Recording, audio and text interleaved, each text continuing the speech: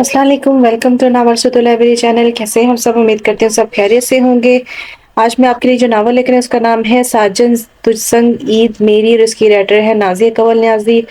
एक दो दिन तक ईद आने वाली है तो सोचा आप के साथ एक ईद का नावल शेयर किया जाए। शायद ही ये हो सकता है छोटी ईद का नावल हो, लेकिन ईद तो ईद होती है, खुशियों वाली होती है। तो फिर इस नावल को शुरू करते हैं। उम्मीद करते हैं आपको ये नावल पसंद आएगा।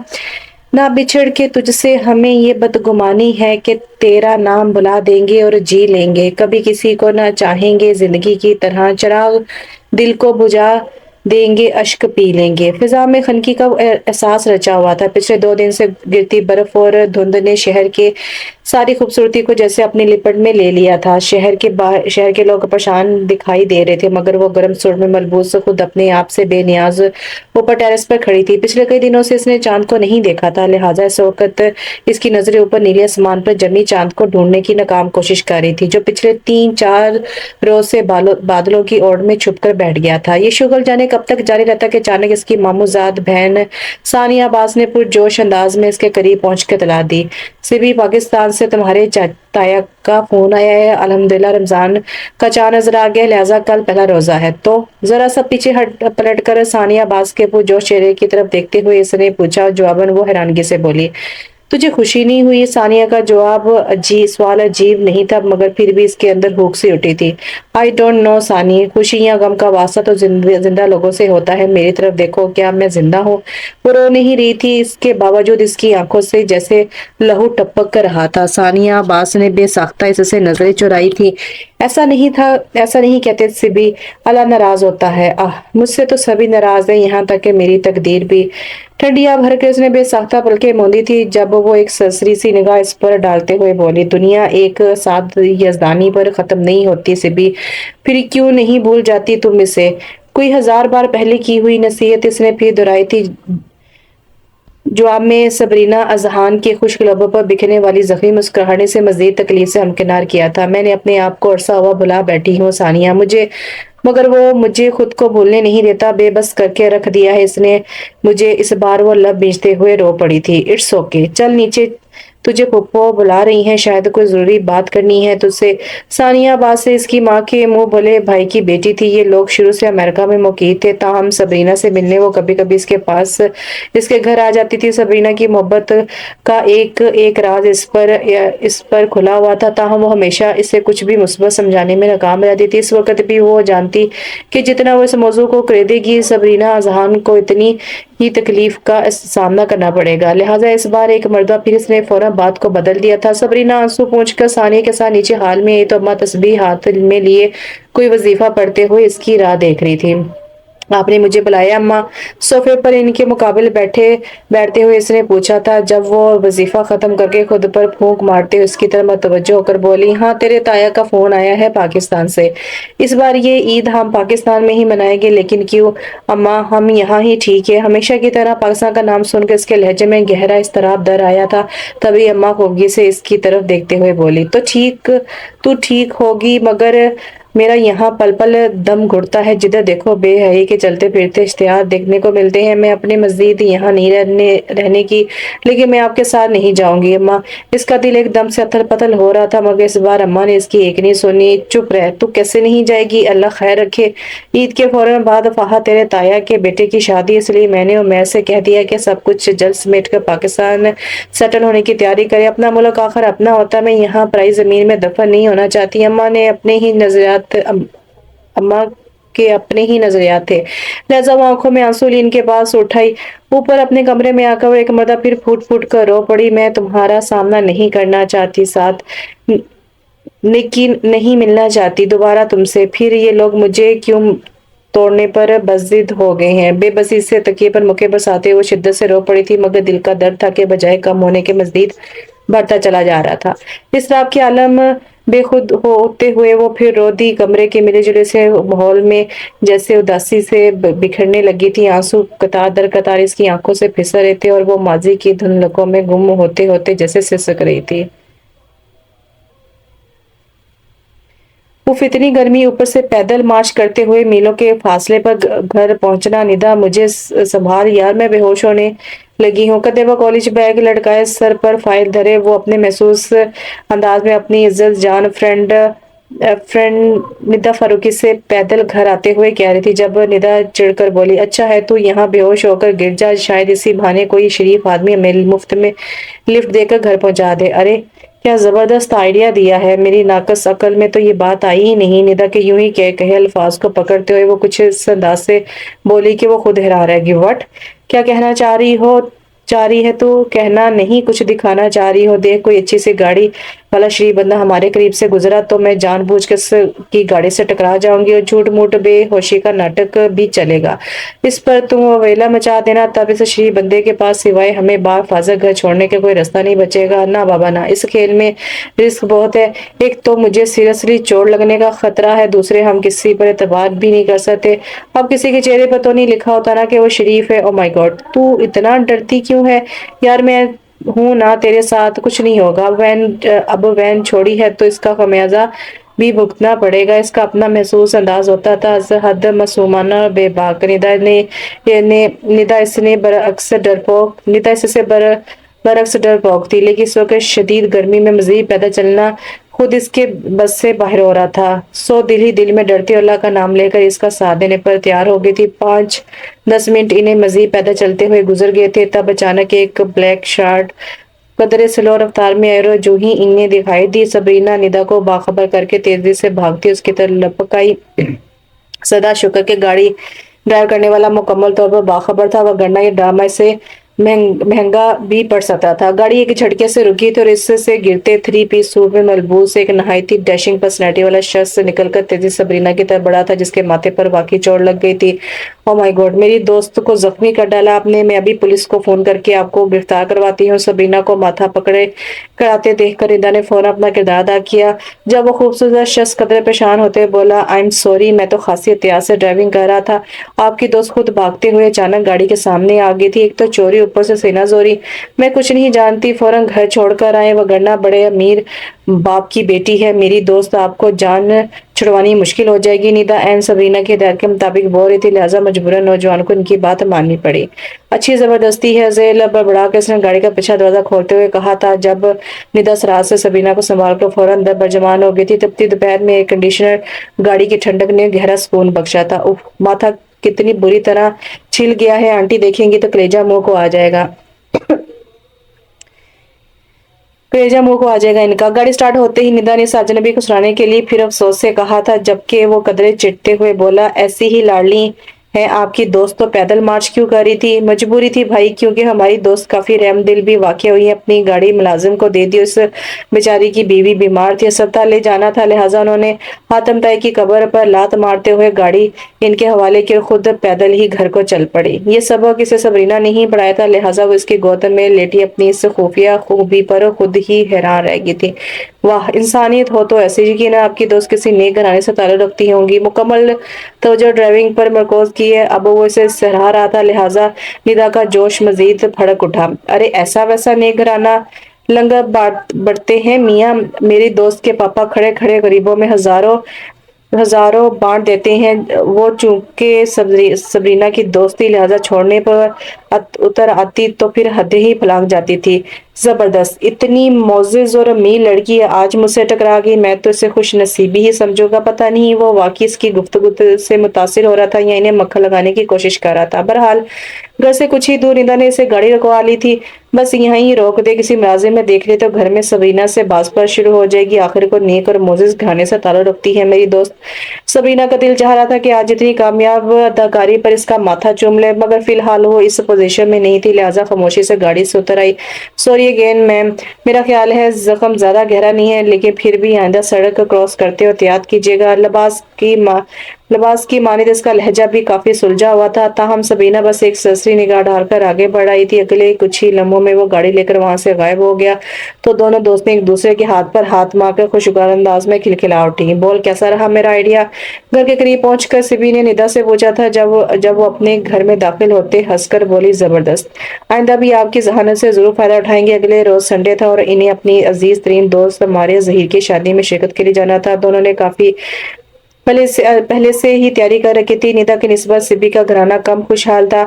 وہ کل 5 بہن بھائی تھے، 2 بھائی اور 3 بہنیں، ایک بھائی سب سے بڑا اور ایک سب سے چھوٹا، جبکہ تینوں بہنوں میں سے ایک کی شادی ہو چکی تھی۔ اس کے والد انور صدیقی صاحب ایک اسکول میں 10,000 ماہوار تنخواہ پانے والے درمیانی اسکیل کے استاد ہیں۔ 10,000 میں سے 5,000 تو بجلی، پانی اور ٹیلی فون کے بل کی نظر ہو جاتے تھے، باقی 5,000 میں گھر کا خرچہ، تعلیم کے اخراجات اور بیماری وغیرہ کا بوجھ اٹھانا قطعاً ناقابل برداشت تھا۔ نتیجتاً انور صاحب کو کئی بار اپنے جاننے والوں سے قرضہ لینا پڑتا۔ غربت کے باعث آئے دن گھر میں ہنگامے ہوتے رہتے تھے، مگر صبرینا نے اپنے طبیعت کے باعث کبھی ان جھگڑوں کو دل پہ نہیں لیا تھا۔ وہ ہر حال میں خوش رہنے والی لڑکی تھی۔ سبی اور ندا کا ساتھ بچپن کا تھا۔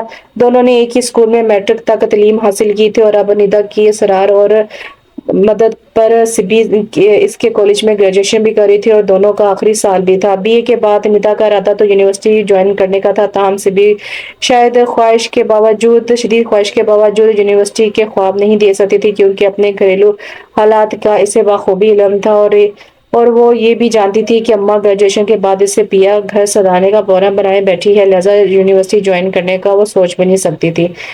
کالج میں ان دنوں فن فیئر شو کی تیاریاں ہو رہی تھی، جس میں ہر سال کی طرح اس سال بھی صبرینا نے بڑھ چڑھ کے حصہ لیا تھا۔ پڑھائی کے معاملے میں وہ کافی تیز تھی۔ ماریہ ظہیر کی شادی کا فنکشن چونکہ رات کو رکھا گیا تھا، لہٰذا اسے بڑی مشکل سے اس تقریب میں شرکت کی اجازت مل سکتی تھی، وہ بھی محض ندا فاروقی کے بے حد اصرار پر، جس نے اماں کو مکمل اطمینان دلایا تھا کہ وہ پل پل اس کے ساتھ رہے گی۔ رات کو تقریباً 9 بجے ٹیکسی کے ذریعے وہ اپنی امیر ترین دوست ماریہ ظہیر کے محل جیسے گھر کے وسیع لاؤن میں پہنچی تھی، جس کو ڈیکوریشن اس درجہ مہارت اور عمدگی کے ساتھ کی گئی کہ صبرینا کے ساتھ ساتھ ندا کی آنکھیں بھی حیرت سے پھٹی کی پھٹی رہ گئی۔ ماریہ ان سے نہایت محبت اور پناہی سے پیش آئی تھی۔ فنکشن ابھی شروع نہیں ہوا تھا، مہمان بھی برائے نام ہی آئے تھے۔ ماریہ کو مہندی لگ چکی تھی، مگر وہ ابھی تک باقاعدہ دلہن نہیں بنی تھی، کیونکہ فنکشن سٹارٹ ہونے میں ابھی ٹائم تھا۔ مزید 1 گھنٹہ گزر گیا، صبرینا کو احساس تک نہ ہو سکا۔ موقع تقریب کی مناسبت سے آج اس نے خاصا نفیس سا لائٹ پرپل اور سی گرین کے کمبینیشن کا خوبصورت سوٹ پہن رکھا تھا، جو وہ بڑی منتوں سے اپنی بڑی بہن سے اس تقریب کے لیے مانگ کر لائی تھی۔ جدید تراش خراش اور ذرا سی محنت سے وہ سوٹ اس پر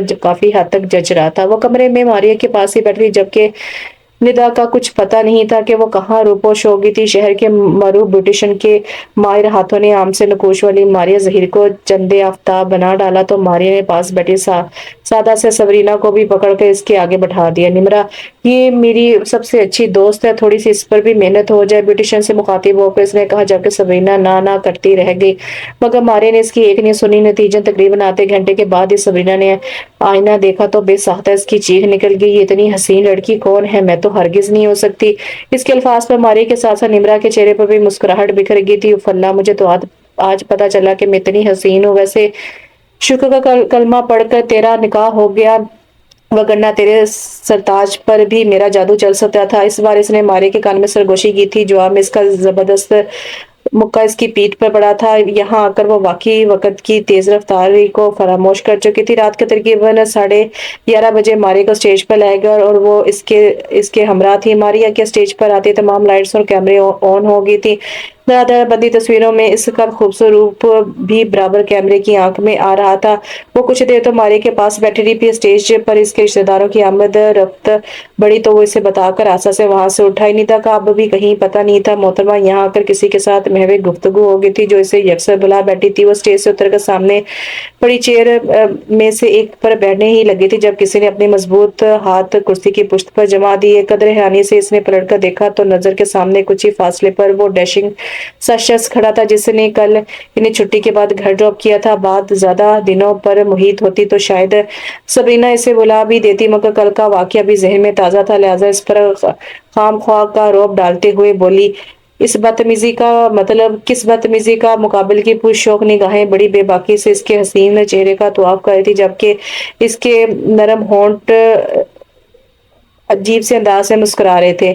یہ سیٹ میری ہے، میں پہلے یہاں آئی تھی۔ صبرینا کا انداز قدرے خفا سا تھا۔ آئی سی، لیکن اس پر ہاتھ پہلے میرا پڑا۔ وہ اب بھی اس کے خفا انداز سے لطف کشید کر رہا تھا، تبھی صبرینا کا غصہ آ گیا۔ دیکھیے، آپ مجھے جانتے نہیں ہیں، ویسے مجھے سعد یزدانی کہتے ہیں، ماریہ کے بھائی نعمان کا بہت قریبی دوست ہوں۔ اس کے بولنے کا انداز بہت اٹریکٹیو تھا، ٹھہرا ٹھہرا رگو جہاں میں سلاد کرتا ہوا، لیکن سبی اس کے سحر انگیز پرسنالٹی سے زیر نہیں ہونا چاہتی تھی۔ تبھی اکڑ کر بولی، سو وٹ، آپ سعد ہو یا دوات، مجھے آپ سے کیا لینا دینا؟ نہ یہ نہ کہیں، ہم دونوں بندہ بشر ہیں، زندگی کسی بھی موڑ پر ایک دوسرے کی ضرورت پڑ سکتی ہے۔ ویسے گرمی بہت ہے آپ کے مزاج میں، کیا بات ہے، دن رات مرچیں چباتی ہیں کیا؟ اب بھی اس کے مقابل کھڑا کس کرسی کے پشت کو تھامے ہوئے تھا۔ جب وہ مزید برہم ہوتے ہوئے بولی، جی نہیں، خون پیتی ہوں میں دن رات، اور وہ بھی آپ جیسے میرزادوں کا۔ او آئی سی، اس کا مطلب آپ حسین چڑیل ہیں۔ مقابل کے خوبصورت ہونٹوں میں مسکراہٹ اور آنکھوں میں شرارت ناچ رہی تھی، جبکہ سبرینا کا چہرہ غصے سے مزید سرخ ہو گیا تھا۔ وٹ، چڑیل ہوگی آپ کی گھر والی اور ڈریکولا ہوں گے آپ خود، سمجھے؟ اب کے بے ساختہ وہ ہنس پڑا تھا۔ دیکھیے بی بی، وٹ بی بی، میں اتنی حسین، نو عمر، دوشیزہ بی بی دکھائی دیتی ہوں آپ کو؟ ہمارے غصے اور صدمے کے سبرینا کا حال دیکھنے کے لائق ہو گیا تھا، جبکہ وہ اب قدرے بل کھلا کر اسے دیکھنے لگا تھا۔ دیکھیے محترم، میرے کہنے کا مطلب یہ نہیں تھا۔ بامشکل نرم انداز اپناتے ہوئے اس نے وضاحت دینا چاہی تھی، جبکہ وہ درستی سے ہاتھ اٹھا کر اسے ٹوکتے ہوئے بولی، بس، آپ کے کہنے کا مطلب جو بھی تھا اچھی طرح سمجھ گئی ہوں، لیکن کبھی وقت ملے تو اپنی شکل آئینے میں دیکھ لیا کرے، پورے 10 بچوں کے باپ لگتے ہیں آپ۔ شدید خفگی کے انداز میں کہہ کر کرسی کو ایک زوردار ٹھوکر رسید کرتے ہوئے ابھی آگے بڑھنا ہی چاہتی تھی کہ کرا کر رہ گئی۔ ہائے امی جی، پاؤں پکڑ کر چوٹ کا جائزہ لیتے ہوئے وہ وہیں ٹھہر گئی تو ساتھ بھی ہنستے ہوئے اس کے مقابل آ کھڑا۔ دیکھیے بے جا غصہ کرنے والوں کو اللہ فوراً سزا دے دیتا ہے۔ سبرینا جو پہلے تکلیف سے بے حال ہو رہی تھی، اب اس کے تصورے پر مزید تپ اٹھی۔ تبھی اسے گھورتے ہوئے بولی، آپ کی بہتری اسی میں ہے کہ ابھی فی الحال میرے منہ نہ لگے، ورنہ میں بہت سرپھری لڑکی ہوں، کچھ بھی کر سکتی ہوں۔ مثلاً وہ دوسری طرف اس کی دھمکی کی پرواہ کیے بغیر خاصے مزے سے بولا تو سبی کا پارا مزید چڑھ گیا، لہٰذا اس بار اس نے دانت پیستے ہوئے کہا، مثلاً میں آپ کا سر بھی پھاڑ سکتی ہوں۔ موسٹ ویلکم میم، بندہ حاضر ہے۔ ویسے فی الحال نہ صحیح، بعد میں تو آپ کے منہ لگ سکتا ہوں نا، وہ بھی شاید اپنے نام کا ہی ایک تھا۔ تاہم اس سے پہلے کہ سبرینا مزید تنگ کرتی کچھ کہتی، ندا تیز تیز چلتی اس کے قریب آگئی۔ ارے کیا ہوا سبی، یہ پاؤں پر چوٹ کیسے لگ گئی تیرے؟ اس کی نظر سب سے پہلے سبی کے پاؤں پر پڑی ہی تھی، تبھی فکر مندی سے بولی تو سعد پھر سے بے ساختہ بول پڑا، ڈونٹ وری محترمہ، آپ کی دوست درد پروف ہیں، کل ایکسیڈنٹ کا ان پر کچھ اثر نہیں ہوا تو یہ بیچاری معمولی سی چوٹ ان کا کیا بگاڑ سکتی ہے؟ ارے آپ بھی یہی ہیں، ہاؤ امیزنگ دس، وہ اس سے پہلے ہی دیکھ چکی تھی، اب تو محض بن رہی تھی، لہٰذا جواب میں سعد نے محض مسکرا کر اس بات میں سر ہلا دیا۔ ندا تو ان کے ساتھ تھوڑی مغزماری کر تب تک میں اپنی انرجی بحال کر کے آتی ہوں۔ کڑی نے نگاہوں سے گھورتے ہوئے آگے بڑھی تو ساتھ ایک مرتبہ پھر کھلکھلا اٹھا۔ اگلے 10-15 منٹ تک ندا اس کا تفصیلی انٹرویو لیتی رہی تھی۔ سبرینا کی نظر جب ہاتھ پہ بندی گھڑی نفیس سی ریسٹ واچ پر پڑی تو اس کی آنکھیں گویا ابل آئیں۔ او مائی گاڈ، 12:30 کا ٹائم ہو گیا اور میں ڈفر ابھی تک دندناتی پھر رہی ہوں۔ یقیناً آج تو اماں کے ہاتھوں درگت بنی دل میں خود کو سناتی وہ ماری کہ ممی کے پاس چلی آئی، جو کسی اپنے جیسے نفیسی خاتون کے ساتھ باتوں میں مشغول تھی۔ آنٹی، ٹائم بہت زیادہ ہو گیا، امی گھر پر پریشان ہو رہی گی، لہٰذا اب اجازت چاہوں گی، لیکن ابھی تو کھانا لگ رہا ہے، بیٹی کھانا کھا کر جانا۔ نہیں آنٹی، کھانا کھانے میں دیر ہو جائے گی، میں پھر آ جاؤں گی، ابھی پلیز اجازت دے۔ ماریا ناراض ہو گئی تھی اور مجھے بھی اچھا نہیں لگے گا، وہ اسے روکنے پر مصر تھی، جبکہ اماں کے ڈر سے سبرینا کا حلق خشک ہو رہا تھا۔ سو وہ التجائی لہجے میں بولی، سوری آنٹی، ابھی میرے لیے مزید رکنا ممکن نہیں ہے، ماریا سے میں خود بات کر لوں گی، پلیز۔ اوکے، گھر واپس کیسے جاؤ گے؟ گاڑی ہے تمہارے پاس؟ سبرینا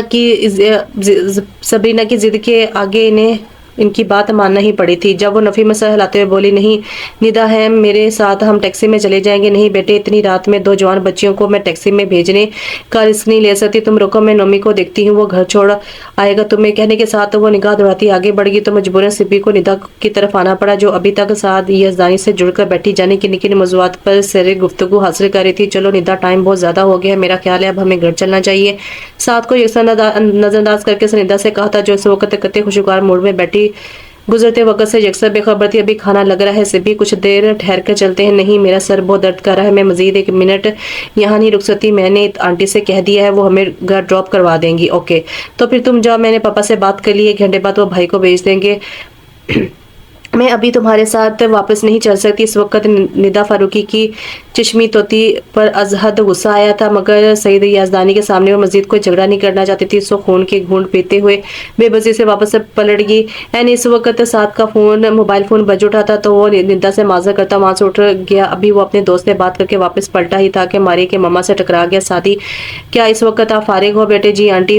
فرمائے کیا کام ہے بیٹے؟ وہ ماریہ کی ایک دوست کو گھر ڈراپ کر کے آنا تھا۔ نعمان پتہ نہیں کہاں چلا گیا، جوان بچی کسی ایرے گہرے پر اعتبار بھی نہیں کر سکتی۔ ڈونٹ وری آنٹی، میں ہوں نا، فکر مت کریں۔ باہر میری گاڑی کھڑی، آپ انہیں باہر بھیج دیں۔ کہنے کے ساتھ وہ لمبے لمبے ڈگ بھرتا باہر گیٹ کی طرف بڑھ گیا تو سمینا بیگم ماریہ کی مما بھی اطمینان سے واپس پلٹ گئی۔ اگلے کچھ ہی لمحوں میں سبرینا مرے مرے قدم اٹھاتی گیٹ سے باہر آئی تو کچھ ہی فاصلے پر گاڑی کی قطار تیز روشنی میں سعد کو گاڑی سے ٹیک لگائے کھڑا دیکھ کر ٹھٹک گئی۔ میں تمہارے ساتھ ہرگز نہیں جاؤں گی۔ اسے دیکھ کر پھر غصہ ادا آیا تھا۔ سو قدرے چلا کر ساری تہذیب و شائستگی کو پسے پشت دھکیلا تو سعد بے نیازی سے کندھے کچاتے ہوئے بولا، آپ کی مرضی ہے، میں تو صرف سمینا آنٹی کے کہنے کا مان رکھنے کے لیے یہاں چلا آیا ہوں۔ اب آپ اگر گھر نہیں جانا چاہتی تو ایز یو وش، کوئی زبردستی تھوڑی ہے۔ وہ کہنے کے ساتھ ہی اندر جانے کے لیے بڑھ گیا تو مجبوراً سبی کو اسے روکنا پڑا۔ اب وہ سمینا آنٹی سے کیا کہتی کہ وہ اس کے ساتھ کیوں نہیں جانا چاہتی؟ چلیے اسے روک کر سواری نگاہوں سے اپنی جانب دیکھتے پا کر اس نے دانت پیستے ہوئے بولی، جبکہ وہ دلکشی سے مسکراتے ہوئے گاڑی کی طرف بڑھا، ایک سوال پوچھو، مائنڈ تو نہیں کریں گے؟ گاڑی سٹارٹ کرتے ہوئے وہ پھر اشارے سے بولا تھا۔ سبی محض خاموشی سے اسے گھور کر رہ گئی۔ سچ بتائیے گا، آپ حال ہی میں پاگل خانے سے فرار ہو کر آئی ہیں نا؟ جی ہاں، کیونکہ وہاں اپنے داخلے کا اعلان ہو گیا تھا۔ اب اگر مزید آپ نے کوئی گل فشانی کی تو میں چلتی گاڑی سے چھلانگ لگا دوں گی۔ چبا کر کہتے وہ روحان سی ہو گئی تھی جب وہ بے ساختہ ہنستے ہوئے بولا، نہ پلیز، میں نے عملی طور پر ثابت کرنے کے لیے نہیں کہا، مجھے ویسے ہی یقین آ گیا ہے آپ۔ اس بار اس نے بات اور دوری چھوڑ کر نچلا ہونٹ دانتوں تلے دبا لیا تھا۔ لہذا سبرینا اپنا سر دونوں ہاتھوں میں تھام کر رو پڑی۔ سوری۔ اسے روتے دیکھ کر وہ فوراً سنجیدہ ہو گیا اور پھر باقی کا تمام سفر خاموشی میں ہی کٹا۔ گھر سے کچھ فاصلے پر سبرینا نے گاڑی کو رکوا لی تھی۔ بس اب آپ جائیں، لیکن آگے اندھیرا ہے، اوپر سے رات کا 1 بجنے والا ہے، میں آپ کو دروازے تک چھوڑ آتا ہوں۔ وہ بھی فوراً گاڑی سے نکل آیا تھا۔ نو تھینکس، میرے خیال سے آپ نے کافی نیکی کما لی ہے، اب آپ جائیں پلیز، میں اپنے گھر کے رستوں سے ناشنا نہیں ہوں۔ عجیب بے حس لڑکی تھی جو سعد یزدانی جیسے آئیڈل بندے کی قربت میں بھی ذرا نہ پگھلی تھی، لہٰذا وہ مجبوراً گاڑی کے قریب ہی ٹھہر گئی، جبکہ سبرینا اس کا شکریہ ادا کیے بغیر ہی جو ہی پلٹ کر آگے بڑھی، اچانک پاؤں کے نیچے آ جانے والے بڑے سے پتھر کی باعث کافی بری طرح لڑکھڑا کر رہ گئی۔ دیکھا اس لیے کہہ رہا تھا کہ تاریخ راہ گزر ہو تو ممکن خطرے سے بچنے کے لیے ایک عدد ہم سفر کا ہونا نہایت ہی ضروری ہے۔ لبک فوراً نے سبی کو اپنے مضبوط ہاتھوں کا سہارا فراہم کیا تھا، لیکن وہ سنبھل کر کھڑے ہوتے ہوئے اسے پرے دھکیل گئی۔ ڈونٹ ٹچ می سبرینا، اذہان کو کسی بھی راہ گزر پر چلنے کے لیے کبھی کھوکھلے سہاروں کی ضرورت پیش نہیں آتی۔ اب جائیے پلیز آپ یہاں سے، میں گھر چلی جاؤں گی۔ پہلی بات سعد کو اس کے روٹ سے لہجے سے سبکی کا احساس ہوا تھا، لہٰذا پھر اس کے بعد وہ اس پر ایک نگاہ ڈالے بغیر سرات سے اپنی گاڑی کی طرف بڑھا اور اگلے ہی لمحے گاڑی ریورس کرتے ہوئے زن سے آگے بڑھا گیا، جبکہ سبرینا نے اس رات بہت دیر تک اس کے تصور سے باتیں کی تھی۔ کالج میں منعقد فن فیئر شو میں اسے نارکلی کا کردار ملا تھا۔ ڈرامے کا مین پارٹ ہی نارکلی اور شہزادہ سلیم کی معصوم سی محبت پر تھا، لہٰذا اپنے کردار کے ساتھ مکمل انصاف کرنے کی غرض سے اس دن وہ ندا کے ساتھ جناح لائبریری چلی آئی تھی۔ تقریباً پورا گھنٹہ ہسٹری کی مفتی کتابیں کھنگالنے کے بعد بالآخر اس نے امتیاز علی تاج کی بک نارکلی ایشو کروانے کا ارادہ کر لیا تھا، لیکن ابھی اس نے بک اٹھانے کے لیے ہاتھ بڑھایا تھا کہ کسی نے اور نے ہاتھ بڑھا کر بک اپنی تحویل میں لے لی۔ سبرینا چونک کر پلٹی تھی۔ تم یہاں؟ اپنے پیچھے کھڑے سعید یزدانی کو دیکھ کر اس کا دماغ گھوم گیا تھا، جبکہ ہلکی سی حیرانگی کا عکس اس کی آنکھوں سے بھی چھلکتا ہوا دکھائی دے رہا تھا۔ واہ، اس کو کہتے ہیں دل کو دل سے راہ ہونا۔ شٹ اپ، یہ بک واپس کریں، مجھے اس کی ضرورت ہے۔ تو میں کیا کروں؟ میں بھی ہسٹری کا اسٹوڈنٹ ہوں، مجھے بھی اس کتاب کی ضرورت ہے۔ بے نیازی سے کندھے کچا کر وہ آگے بڑھا تو سبرینا بے ساختہ چلا اٹھی۔ وٹ، تم اسٹوڈنٹ ہو؟ مجھے تو تم کسی 3rd کلاس کالج کا پرنسپل لگتے ہو، تمہارے قریب کی نظر کافی کمزور ہے، تو میں کیا کہہ سکتا ہوں؟ اب کے بارے اس نے بھی تکلیف کی دیوار گرا دی تھی، جبکہ سبرینا کے ساتھ کھڑی ندا خاموشی سے یہ ڈرامہ دیکھ رہی تھی۔ دیکھو پلیز یہ کتاب مجھے دے دو، مجھے نارکلی پر پرفارم کرنا ہے۔ اسے مسلسل بے نیازی سے کاؤنٹر کی طرف بڑھتے دیکھ کر منت سماجہ پر اتر آئی تھی، جبکہ وہ لا تعلقی کا مظاہرہ کرتے ہوئے بولا، سوری، مجھے بھی اپنی اسائنمنٹ پرسوں جمع کروانی ہے، تو میں کل آپ کو واپس کر دوں گی نا۔ نہ بھائی، آپ کا کوئی بھروسہ نہیں ہے، آپ مکر بھی سکتی ہیں۔ اس کی بے نیازی میں قطعی کوئی فرق نہیں آتا، لہٰذا سبرینا ہے اپنا سر تھام کر بیٹھ گئی۔ اور گوڈ، اب میں کیا کروں گی؟ ساتھ پلیز یہ کتاب ہمیں دے دیں، پورا دن کھپا دیا ہم نے بھانت بھانت کی کتابیں گھنگالنے میں۔ سبرینا کو واقعی میں کتاب کی بہت ضرورت ہے۔ معاملہ بگڑتے دیکھ کر ندا نے مداخلت کرنا ضروری سمجھی اور حیرت انگیز طور پر سار نے اس کی بات مان بھی لی۔ اوکے، صرف آپ کے کہنے پہ میں اس کتاب سے دستبردار ہو رہا ہوں، وگرنہ آپ کی دوست کا دماغ ٹھکانے لگانا میں بخوبی جانتا ہوں۔ کوئی اور موقع ہوتا تو سبرینا سے کھری کھری سناتی کہ اس کی سان نسلیں بھی یاد رکھتی، مگر اس وقت کچھ بھی الٹا سیدھا بولنا خود اس کے حق میں نقصان دہ ثابت ہو سکتا تھا، لہذا صبر کے کڑوے گھونٹ پیتے ہوئے خاموش بیٹھی رہی۔ فن فیس شو والے دن کا دمکتا حسن واقعی ہر دیکھنے والے نگاہ کو قزا کر رہا تھا۔ شہر کے معزز شخصیات کی آمد کے ساتھ ذیلی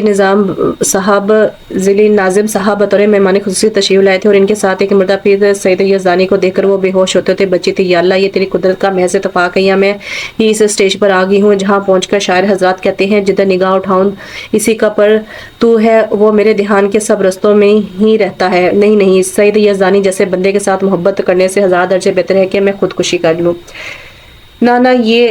نہ کہیں ہم دونوں بندہ بشر ہیں، زندگی کے کسی نہ کسی موڑ پر ایک دوسرے کی ضرورت پڑ سکتی۔ ویسے گرمی بہت ہے، آپ کے مزاج میں کیا بات ہے؟ دن رات مرچیں چباتی ہیں کیا؟ وہ اب بھی اس کے مقابل کھڑا اس کی کرسی کی پشت تھامے ہوئے تھا۔ جب وہ مزید برہم ہوتے ہوئے بولی، جی نہیں، خون پیتی ہوں میں دن رات، اور وہ بھی آپ جیسے میرزادوں کا OIC۔ اس کا مطلب آپ حسین چڑیل ہیں۔ مقابل کے خوبصورت ہونٹوں پر مسکراہٹ اور آنکھوں میں شرارت نہ آچ رہی تھی، جبکہ سبرینا کا چہرہ غصے سے مزید سرخ ہو گیا تھا۔ وٹ چڑیل ہوگی آپ کی گھر والی، ڈریکولا ہوں گے آپ خود۔ اب کے بے بس دے ساختہ وہ ہنس پڑا تھا۔ دیکھیے بی بی، وٹ بی بی، میں اتنی حسین دوشیزہ، یہ لگ رہا ہے کہ دوبارہ سے ریپیٹ ہو رہا ہے۔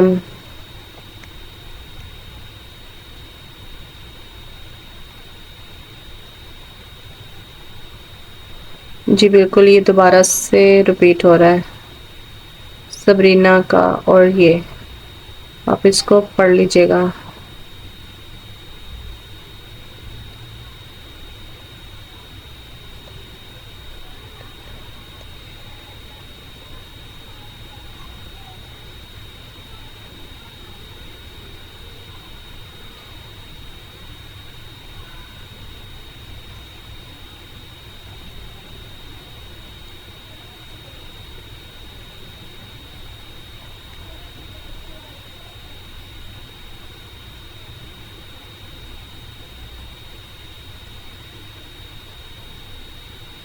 نہیں، ساز یزدانی جیسے بندے کے ساتھ محبت کرنے سے ہزار درجہ بہتر ہے کہ میں خودکشی کر لوں۔ گھومتے سر کو دونوں ہاتھوں میں تھام کے ساتھ سوچا تھا اور پھر سر جھٹک کر توجہ اپنی جانب مبذول کر لی تھی۔ انارکلی ڈرامے کا آغاز ہوا تو ساز سٹیج پر سبرینا اذہان کو انارکلی کے گیٹ اپ میں دیکھ کر شوق سا رہ گیا۔ بے شک وہ حسین لڑکی تھی، بڑے سے بڑے دل کو قابو میں کرنے کا فن بخوبی آتا تھا اسے، مگر آج انارکلی کے گیٹ اپ میں وہ اتنی معصوم اور خوبصورت لگ رہی تھی کہ ساتھ چاہنے کے باوجود بھی اس کے سراپے سے نگاہ نہیں ہٹا پایا تھا۔ اب تک اس سے جتنی بار بھی ٹکراؤ ہوا تھا وہ محض اتفاقیہ تھا، لہٰذا اس سے پہلے وہ اس کے متعلق زیادہ سوچ بھی نہیں پایا تھا، مگر آج وہ دانستہ یہاں آیا تھا۔ سبرینا اذہان کے بارے میں تمام تر معلومات اسے ماری کی زبانی حاصل ہو چکی تھی، آج بھی یہاں وہ اسے سرپرائز دینے آیا تھا۔ کتنی عجیب سی بات ہے کہ صنف نازک کے تصور سے بھی وہ دور بھاگنے والا میرزادہ، اسے ذیلی ناظم کا چہیتا بیٹا ہونے کا اعزاز حاصل تھا، وہ اس قدر معصوم لڑکی کے سحر میں کھو کر خود سے بے نیاز ہوا بیٹھا تھا۔ پورے حال میں اس وقت عجیب سی خاموشی پھیلی ہوئی تھی، حال میں بیٹھا ہر فرد سبرینا اور اذہان کی متاثر کن اداکاری میں کھو کر رہ گیا تھا۔ پورے حال کی تیز لائٹس آف کر کے مدھم دودھیا روشنی کو آن کر دیا گیا تھا، جس سے سارا ماحول خوابناک سا لگ رہا تھا۔ اسٹیج پر اب صرف سبرینا اذہان کی سسکیاں گونج رہی تھی، اس کی موٹی موٹی آنکھیں آنسو سے لبریز، اس لمحے سعید یزدانی کا اپنا دل اس کی آنکھوں میں ڈوبتا ہوا محسوس ہو رہا تھا۔ رحم عالم پناہ رحم ہے، جانتی ہوں میں نے شہزادے سے محبت کر کے بہت بڑی گستاخی کی، لیکن محبت پر کب کسی کا اختیار ہوتا ہے؟ آپ وقت کے سلطان نے، خدا را میری اس غلطی کو معاف کر دیجیے گا، میں ساری زندگی شہزادے کے قدموں کی دھول بن کر گزار دوں گی۔ اپنے کردار میں ڈوب کر وہ یوں جذب کے عالم میں کہہ رہی تھی کہ ایک دم پورا حال تالیوں سے گونج اٹھا تھا۔ نارکلی، تمہاری گستاخی ناقابل معافی نہیں، تم نے ایک معمولی سی کنیز ہوتے ہوئے شہزادے سے محبت کرنے کا خیال بھی کیسے آنے دیا اپنے دل میں؟ تمہاری یہ جسارت ہرگز معاف نہیں ہوگی۔ سپاہی اور ڈال دو اس گستاخ کو زندان میں، زندہ دیوار میں چنا دو اسے۔ اکبر بادشاہ کا کردار ادا کرتی لڑکی نے پرجلال الفاظ میں کہا تو اسٹیج پر چند اور لڑکیاں شاہی سپاہی کے لباس میں چلیں۔ اس لمحے ہلکا سا میوزک آن ہو گیا تو سپاہی لڑکیوں نے اسے اپنی گرفت سے آزاد کر دیا۔ سبز چوڑی دار پاجامہ اور بادامی پٹی والی سلک کی فراک میں وہ سچ مچ ایک زندہ نارکلی ہی دکھائی دے رہی تھی۔ شہزادہ من، شہنشاہ من، معراج من، نہ ہی تخت نہ ہی تاج، نہ ہیرے موتی نہ دھن، بس عشق محبت اپنا پن، بس عشق محبت اپنا پن۔ دھیمے دھیمے کلاسک ڈانس میں اپنے کردار کے ساتھ مکمل صاف کرتی وہ سعید یزدانی کے دل میں اتر رہی تھی۔ کوئی اتنا اپنا ریئل کردار بھی پلے کر سکتا ہے۔ سعدیہ یزدانی نے آج پہلی نہ کبھی دیکھا نہ اور نہ کبھی سوچا، اس کا دل یکدم یہ عجیب کیفیت کا شکار ہو گیا تھا۔ آج سے پہلے یہ عشق، محبت، پیار، وفا سب بیکار کی باتیں لگتی تھی اسے، مگر آج اپنا ہی دل اس درد کے پتال میں ڈوبتا ہوا محسوس ہو رہا تھا۔ پاپا میں گھر جا رہا ہوں، میرے سر میں درد ہو رہا ہے، ڈوبتے ابھرتے دل کے ہاتھوں مجبور ہو کر بلاخر اپنی سیٹ سے اٹھ کھڑا ہوا تھا جب فرحاد صاحب نے تشویش نگاہوں سے اس کی طرف دیکھتے ہوئے پوچھا، are you okay beta?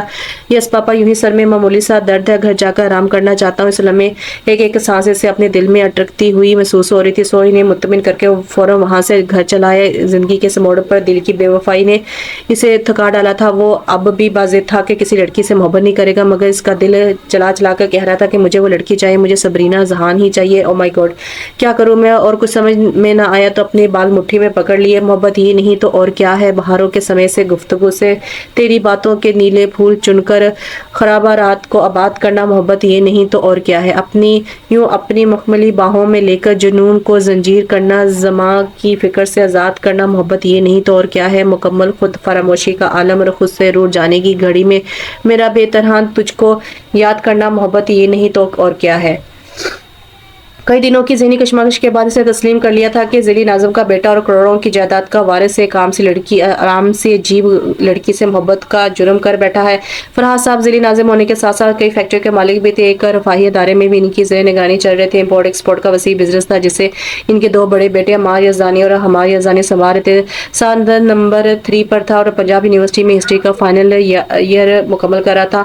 M اے کے بعد اس کا ارادہ ملک سے باہر جانے کا تھا۔ گھر میں وہ سب سے چھوٹا تھا، لہٰذا بچپن سے ہی فرحاد صاحب اور ان کی بیگم تسمیہ نے اس کے بیجا لاڈ اٹھائے تھے۔ بیجا لاڈ پیار نے اسے بیجا ضدی، خسر اور نخیلا بنا دیا تھا، لیکن نفاست اس کی طبیعت میں کوٹ کوٹ کر بھری تھی۔ دونوں بھائیوں کی شادیاں خاندان میں ہوئی تھی، لہٰذا بھابھیوں کے ساتھ اس کا بہت پیار تھا اور زیادہ تر فری وقت گھر بھابھی کے بچوں کے ساتھ گزارتا تھا۔ مگر اب پچھلے کچھ دنوں سے اس کی سرگرمی خاصی مشکوک تھی، زیادہ تر گھر سے باہر رہتا، گھر آتے ہی خود کو کمرے میں بند کر لیتا۔ اس نے اپنا معمول بنا لیا تھا۔ گھر میں سبھی اس کی تبدیلی کو اسپیشلی نوٹ کر رہے تھے، وجہ جاننے کی کوشش کی تھی، مگر وہ سعدیہ یزدانی تھی، اتنی آسانی سے کسی پر کھل جاتا سو ہر بار ہنس کر ٹال جاتا۔ گھر میں نادیہ بھابھی کی سالگرہ تھی، وہ گفٹ لینے کے ارادے سے مارکیٹ آیا تھا۔ چیزوں کے معاملے میں وہ شروع سے ہی نفاست پسند تھا۔ نادیہ بھابھی کے لیے جو سوٹ اسے پسند کیا بے شک اپنی مثالاب تھا، تاہم اس سے پہلے کہ وہ سوٹ کو اٹھا کر پیک کرنے کا آرڈر دیتا کسی اور نے حقب سے آ کر سوٹ اپنی تحویل میں لے لیا۔ بھائی صاحب، اس سوٹ کی پرائس کیا ہے؟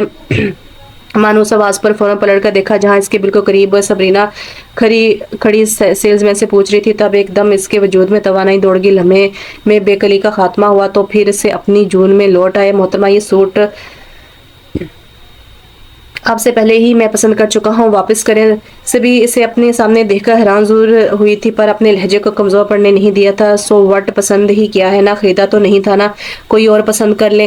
نہیں، مجھے یہی چاہیے، تم کوئی اور پسند کر لو۔ کیوں کر لوں؟ جو چیز اپنی نظر میں ایک بار جج جاتی ہے، کوئی دوسری چیز اس کی جگہ نہیں لے سکتی، خواہ کتنی ہی قیمتی نہ ہو۔ آج وہ مکمل بلیک سوٹ میں تھی اور پہلے سے زیادہ حسین لگ رہی تھی۔ That's great. اور بھی یہی معاملہ ہے، آپ تو خاتون ہیں، مزید چھان بین کر سکتی ہیں، میں بیچارہ تو آلریڈی تھک چکا ہوں۔ پھر یہ ایک اسپیشل ہستی کے لیے ہے؟ نو، اول تو خاتون کے آپ میری توہین کر رہے ہیں اور دوسرا مجھ سے اسپیشل ہستی کون ہو سکتی ہے؟ اس لمحے اس کا بے نیاز انداز دیکھنے کے لائق تھا۔ اوکے، کہہ تو آپ ٹھیک رہی ہیں، چلیے یہ سوٹ میں آپ کو گفٹ کرتا ہوں۔ کہنے کے ساتھ ہی وہ بل پے کرنے چل پڑا تو سبھی ہلکا بکا اس کے پیچھے لپک آئی۔ او مسٹر، آپ سمجھتے کیا خود کو میں بکارن ہوں جس کو سوٹ پکڑا کر چلتے بن رہے ہیں آپ؟ ارے میں چاہوں تو آپ کھڑے آپ جیسے 10 خرید لوں۔ 10 کو چھوڑے، آپ مجھے ہی خرید لیں بس، پلیز شٹ اپ۔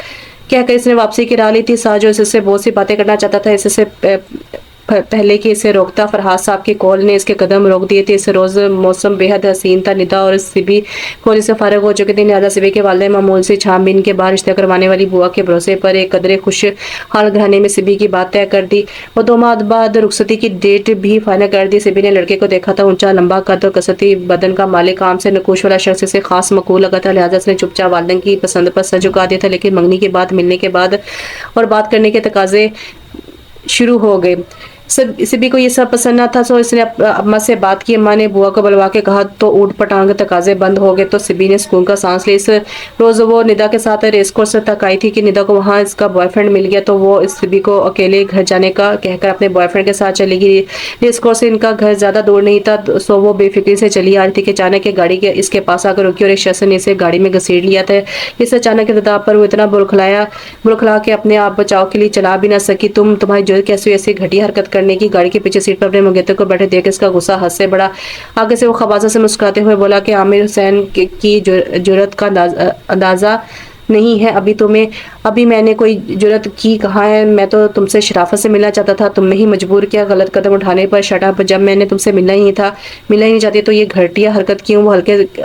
وہ حلق کے بل چلائی تھی جب وہ شرارت سے اس کے رخسار پر انگلی پھیرتے ہوئے بولا، یہی تو جاننا چاہتا ہوں کہ کیوں نہیں ملنا چاہتی؟ عامر حسین کی آنکھوں سے ٹپکتی شیطانی نے سبی کا خون منجمد کر دیتا۔ چھوڑو مجھے، تم جیسے گھٹیا شخص کے منہ لگنا پسند نہیں کرتی تو نہ لگو، تم سے اجازت کو مانگ رہا ہے۔ اس بار اس کی مکروہ ہنسی میں گاڑی ڈرائیو کرتے اس کے دوست نے بھرپور ساتھ دیا تھا۔ میں گھر جا کر سب کو بتا دوں گی، نہیں کرنی مجھے تم سے شادی۔ اٹس اوکے یار، یہاں تم سے شادی کے لیے کون مرا جا رہا ہے؟ آج کی رات اور سب ختم۔ ایک مرتبہ پھر وہ ہنسا تھا، مگر اس بار سبی کے حواس معطل ہو کر رہ گئے تھے۔ خوف کی ایک شدید لہر اس کے ہڈیوں میں سرات کر گئی تھی۔ اس وقت اس نے بہت شدت سے اپنے خدا کو پکارا تھا، اپنی عزت کی حفاظت کی دعا گو تھی۔ تبھی اس کا سیل فون بجا تھا۔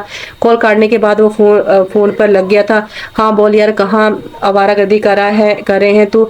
کافی فرنگ لہجہ تھا اس کا، جس سے پتا چل رہا تھا کہ دوسری طرف سے کوئی خاص ہستی۔ اٹس اوکے یار، اس ٹائم تو میں ایک کام میں بزی ہوں، شام کو ملتے ہیں۔ مگر دوسری طرف سے نہ جانے کیا کہا گیا، وہ کھلکھلا کر ہنس پڑا۔ یار تو بھی نہ بڑا ضدی ہے، اچھا ایسا کر ہائی وے پر آ جاؤ، وہاں بیٹھ کر مسئلے پر بات کر لیتے ہیں۔ کال بند کرنے کے بعد وہ دوست سے جو گاڑی چلا رہا تھا مخاطب ہو کر بولا کہ ساتھ آ رہا ہے، گاڑی کی سپیڈ سلو رکھو۔ اور پھر سبی کی طرف گھوم کر اسے کہنے لگا، اگر اس دوران کوئی ہوشیاری کی تو اسے فری کرنے کے بعد ایسا حشر کروں گا کہ اکیلے میں بھی سوچو گی تو کانپ اٹھو گی۔ کچھ ہی منٹ گزرے ہوں گے کہ گاڑی کے ٹائر چرچرائے تھے اور عامر حسین گاڑی سے نکل کر باہر چلا گیا۔ صرف ایک لمحے کی بات، اس ایک لمحے کا بھرپور فائدہ اٹھاتے ہوئے سبی اپنی سائیڈ کا گاڑی کا دروازہ کھول کر باہر نکل آئی، لیکن عامر حسین کے دوست اس کو پیچھے سے آ کر قابو میں کیا تھا۔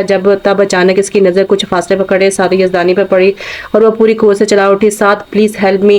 وہ جس سے رخ موڑے کھڑا تھا، موبائل پر کسی سے بات کر رہا تھا۔ اس پکار پر چونکہ اس کی طرف متوجہ ہوا، پھر اسے عامر حسین کے دوست کی حراست میں دیکھ کر غصے سے بلبلا اٹھا۔ چھوڑو اسے، اپنی طرف بڑھتے ہوئے عامر حسین کو یکسر نظر انداز کر کے اس کے طرف لپکا تھا، یہ تمہارا معاملہ نہیں ہے، ساتھ تم اس سے دور ہو۔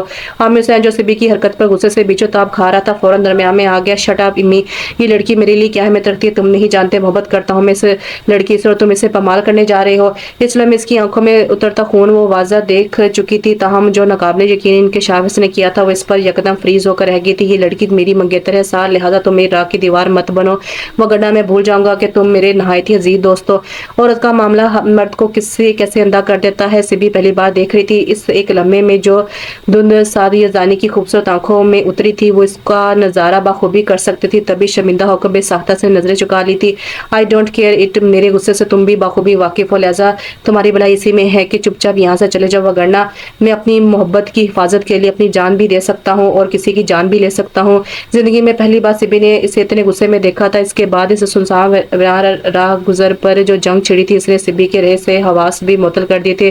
وہ ایک تھا جبکہ مقابل دو تھے، پر وہ ایک بھی ان دونوں پر بھاری پڑ رہا تھا۔ غضب کی اس جنگ میں اس کی شرٹ پھٹ چکی تھی اور جگہ جگہ زخم لگنے سے سارا جسم سے خون تر تھا، مگر وہ اپنی تکلیف سے بے نیاز ان کو پیٹ رہا تھا۔ یہ جنگ جانے کیا نوبت اختیار کرتی کہ اچانک ایک وائٹ کیرولاین کے قریب رکی تھی۔ عامر حسین نے ساتھ کا گریبان چھوڑ کر وہاں سے فرار ہو گیا اور اب سبی سسک کر رو پڑی تھی۔ آج اس لمحے سے سمجھ آیا تھا کہ وہ عامر حسین سے ہونے والے رشتے پر خوش کیوں نہیں تھی، کیوں اسے سے ملنے اور بات کرنے کا جی نہیں چاہتا تھا، اس کا کیوں اس کے اندر عجیب سی بے کلی دھر کر بیٹھ گئی تھی، کیوں اس لمحے ساتھ کے بدن پر لگنے والے زخموں کا درد اسے اپنے وجود پر پڑتا محسوس ہوا تھا۔ سب سمجھ میں آیا تھا اسے۔ وائٹ کیرولاین سے جو شخص باہر نکلا تھا وہ شاید نہیں یقیناً ساتھ کا گہرا دوست تھا۔ جس وقت ساتھ عامر حسین سے لڑ رہا تھا اس وقت اس کے سیل پر کسی کی کال آ رہی تھی، جسے لپک کر پک کرتے ہوئے سبی نے دوسری طرف موجود شخص کو تمام صورتحال سے باخبر کیا تھا۔ یوں اگلے کچھ ہی لمحوں میں اس کا دوست وہاں پہنچ گیا تھا، مگر وہ اب بھی ساتھ کے پاس بیٹھی رو کر بے حال ہو رہی تھی۔ پلیز یار، یہ رونا دھونا تو بند کرو، مجھے اس زخموں سے زیادہ تمہارے آنسو سے تکلیف ہو رہی ہے۔ اپنے دوست سے کچھ دیر بات کرنے کے بعد اس کی طرف متوجہ ہوا تو سبی نے فوراً اپنے آنسو رگڑ ڈالے، جس پر وہ دھیمے سے مسکرا کر رہ گیا۔ کتنی عجیب بات تھی کہ اس وقت اسے گھر کی کوئی فکر نہیں رہی تھی، اماں بابا سے یکسر بے نیاز، وہ صرف سعد یزدانی کے لیے پریشان ہو رہی تھی۔ اگلے آدھے گھنٹے کے دوران سعد کی مرہم پٹی ہو گئی تو اس کے تسلسل سے بہتے آنسو میں قدرے کمی آئی۔ سعد کی پیشانی پر کچھ ٹانکے بھی لگے تھے جس کی وجہ سے اس کو ایک گھنٹے کے لیے بے ہوش کیا گیا تھا۔ اس کی بے ہوشی کے دوران بھی سبی رو کر اس کی صحت و سلامتی کے لیے دعا مانگتی رہی تھی۔ سعد پورے ایک گھنٹے بعد ہوش میں آیا تو اسے اپنے پاس متفکر بیٹھے دیکھ کر حیران رہ گیا، ارے تم ابھی تک یہاں ہی بیٹھی ہو، گھر نہیں جانا کیا؟ نہیں، میں تمہیں بے ہوشی کی حالت میں چھوڑ کر نہیں جانا چاہتی تھی، نم نم چہرے کے ساتھ رندی ہوئی آواز میں بولتے ہوئے اسے مزید بےقل کر گئی۔ کیوں؟ اب کہ وہ شرارت پر اتر آیا تھا تبھی وہ ایک دم نگاہیں جھکاتے بولی، آئی ڈونٹ نو، یہ فال ہے یار۔ احتجاجاً اچھلتے ہوئے وہ چلایا تھا جب سبھی ڈھل کر اسے دیکھتے ہوئے بولی، آرام سے، پاگل ہو گئے ہو کیا؟ ہاں پاگل ہو گیا ہوں میں، پھر تمہارا سر؟ اب کہ وہ دھیمے سے مسکرا دی، چلو بتاؤ اب یہ منگنی کا کیا چکر تھا؟ کچھ نہیں، بکواس کر رہا تھا، وہ اتنے دنوں سے میرے پیچھے پڑا تھا کہ باہر ملو، میں نے انکار کیا تو خوامخواہ ضد پر اتر آیا۔ اوہ، اس کا مطلب ہے آپ کے حسن نے اس ناچیز کے ساتھ ساتھ اور بھی دلوں کو گمراہ کر رکھا ہے۔ سبھی اس بار چونکی تھی، وہ ساتھ کو سب کچھ صاف صاف بتانا چاہتی تھی، اس پر یہ بھید کھولنا چاہتی تھی کہ وہ امیر نہیں ہے، مگر جانے کس جذبے کے تحت وہ اپنے لبوں کو جنش نہ دے سکی۔ کیا ہوا؟ میری بات بری لگ گئی کیا؟ اسے خاموش بیٹھے دیکھ اس نے پوچھا تھا، جب وہ نفی میں سر ہلاتے ہوئے بولی، نہیں تو ایسے تو کوئی بات نہیں ہے کہ اب میں ٹھیک ہوں، چاہو تو تم گھر جا سکتی ہو۔ سبھی خود بھی اس وقت اس سے راہ فرار چاہتی تھی، لہٰذا فوراً وہاں سے اٹھ کھڑی ہوئی تو سعد نے آستہ سے ہاتھ بڑھا کر اس کے آنچل کا کونا تھام لیے تو وہ چونک کر پیچھے پلٹی۔ اپنا خیال رکھنا، اور میں کل تمہارے فون کا ویٹ کروں گا، میری خیریت تو پوچھو گی نا تم؟ اس لمحے اس کی آنکھوں میں ہزاروں پرشوق جذبے یوں مچ رہے تھے کہ سبھی سے نگاہ اٹھا کر دیکھنا مشکل ہو رہا تھا۔ دھیرے سے اس بات میں سر ہلا کر وہ بھڑکی، پھر جانے کیا سوچ کر پلٹی۔ اس کے قریب پہنچ کر سوال انداز میں اپنی طرف دیکھتا پا کر شرارت سے جھکی، پھر اپنا چہرہ اس کے کان کے قریب لا کر بولی، تھینکس، تمہارا اس بار ٹکرانا مجھے قطعی برا نہ لگا۔ کہنے کے ساتھ وہ بھاگ کر کمرے سے باہر نکل گئی، جبکہ ساتھ کتنی دیر اس کی خوشبو کو اپنے آس پاس محسوس کرتا رہ گیا۔ سبھی گھر آنے کے بعد اپنے ساتھ پیش آنے والا واقعہ اپنی ماں کے گوشے گزار کر دیتا، جس کے بعد انہوں نے رشتے کروانے والی بوا کے وہ لتے لیے کہ اسے اپنی جان بچا کر فرار ہونا مشکل ہو گیا۔ اگلے روز رات گنے گھر والوں کے سونے کے بعد وہ ٹیلی فون سیٹ اٹھا کر باہر برآمدے میں لے آئی اور کمرے کا دروازہ آسا سے بند کر ساتھ کا کانٹیکٹ نمبر پریس کرنے لگی۔ دوسری طرف شاید اسے ابھی نیند نہیں آ رہی تھی، لہٰذا دوسری بیل پر ہی سبھی کا کال پک کر لیا گیا۔ ہیلو ساتھ، میں سبرینا، ہاں کہو، کیسے یاد کیا؟ دوسری طرف وہ یقیناً خوش ہوا تھا، بس یوں ہی سوچا تمہاری خیریت دریافت کر لی جائے۔ تھینکس جناب، آپ کو ہماری خیریت دریافت کرنے کا خیال تو آیا۔ اچھا تم فون رکھو، میں تمہارا کال بیک کرتا ہوں۔ بولتے بولتے اچانک اس نے کہا تو وہ چونگی، کیوں؟ تم رکھو یار، میں بتاتا ہوں ابھی۔ دوسری طرف کال کٹ کرتے ہوئے سار نے کہا تو مجبوراً سبرینا کو بھی کال دوبارہ ریسیور پر رکھنی پڑی۔ پھر اگلے ہی پل گھنٹی بجی تو اس نے گھر والوں کے بیدار ہونے کے ڈر سے فوراً کال اٹھا لی۔ ہاں بولو، میری کال کیوں کاٹ دی تھی تم نے؟ کال اٹھاتے ہی پہلا سوال اس نے یہ کیا تو وہ دھیمے سے مسکراتے ہوئے بولا، سمجھا کرو نا یار، تم لینڈ لائن سے نمبر سے بات کر رہی، میرا ارادہ تم سے رات بھر بات کرنے کا، یقیناً تم اپنی فرینڈ کو اتنی لمبی کال کرنے کی عادی نہیں ہوگی، لہٰذا ہو سکتا ہے کہ بل دے کر تم سے پوچھ گچھ کی جاتی، اس لیے میں نے کال بیک کر لی۔ چلو اچھا کیا، ویسے میں تمہارا بل افورڈ کر سکتی ہوں۔ ہاں جانتا ہوں بھئی، آپ چاہیں تو کھڑے کھڑے مجھ جیسے 10 خرید سکتی، اس لیے تو یہ بندہ بن مول بک گیا، آپ کے ہاتھوں طنز کر رہے ہو مجھ پر، قدرے مدھم لہجے میں اس نے کہا تھا تو وہ پھر بھرپور انداز میں کھلکھلائے ہوئے بولا، میں یہ گستاخی کیسے کر سکتا ہوں؟ اچھا چھوڑو، یہ بتاؤ اب زخم کیسے ہیں تمہارے؟ فوراً بات بدلتے ہوئے اس نے کہا، وہ سابقہ شوق موڈ میں بولا، آئی ڈونٹ نو، آ کر دیکھ لو، ویسے 2 دن سے ان زخموں نے اپنے مسیحا کو نہیں دیکھا، لہٰذا ٹھیک کیسے ہو سکتے؟ او، اس کا مطلب تم اپنا خیال نہیں رکھ رہے؟ ہاں نہیں رکھ رہا، میں اپنا خیال اور نہ رکھ سکتا ہوں، تمہیں زیادہ فکر ہے تو آ جاؤ تم خیال رکھنے کے لیے۔ اب کے قدرے وہ سنجیدہ ہوا تھا تبھی وہ دھیمے سے مسکراتے ہوئے بولی، پٹ جاؤ کے ساتھ بتا رہی ہوں میں تو پیٹ ڈالو نا یار، تم کب سے دل ہاتھ میں لیے آپ کے منتظر، ہم تو کب سے دل ہاتھ میں لیے آپ کے منتظر۔ وہ پھر ہنسا تھا، تبھی سبرینا تب کر رہ گئی، فضول بولنا بہت آتا ہے تمہیں، تم سے سیکھا ہے، وہ کہاں باز آنے والا تھا، لہٰذا سبرینا نے اس بار خاموشی میں ہی عافیت جانی۔ اچھا سوری، یہ بتاؤ اب بھی کیا کر رہی تھی؟ اس کی خاموشی محسوس کر کے وہ فوراً سنجیدہ ہو گیا تھا، کچھ خاص نہیں، بس یوں ہی فارغ بیٹھا تارے گن رہی تھی، تارے گن رہی تھی۔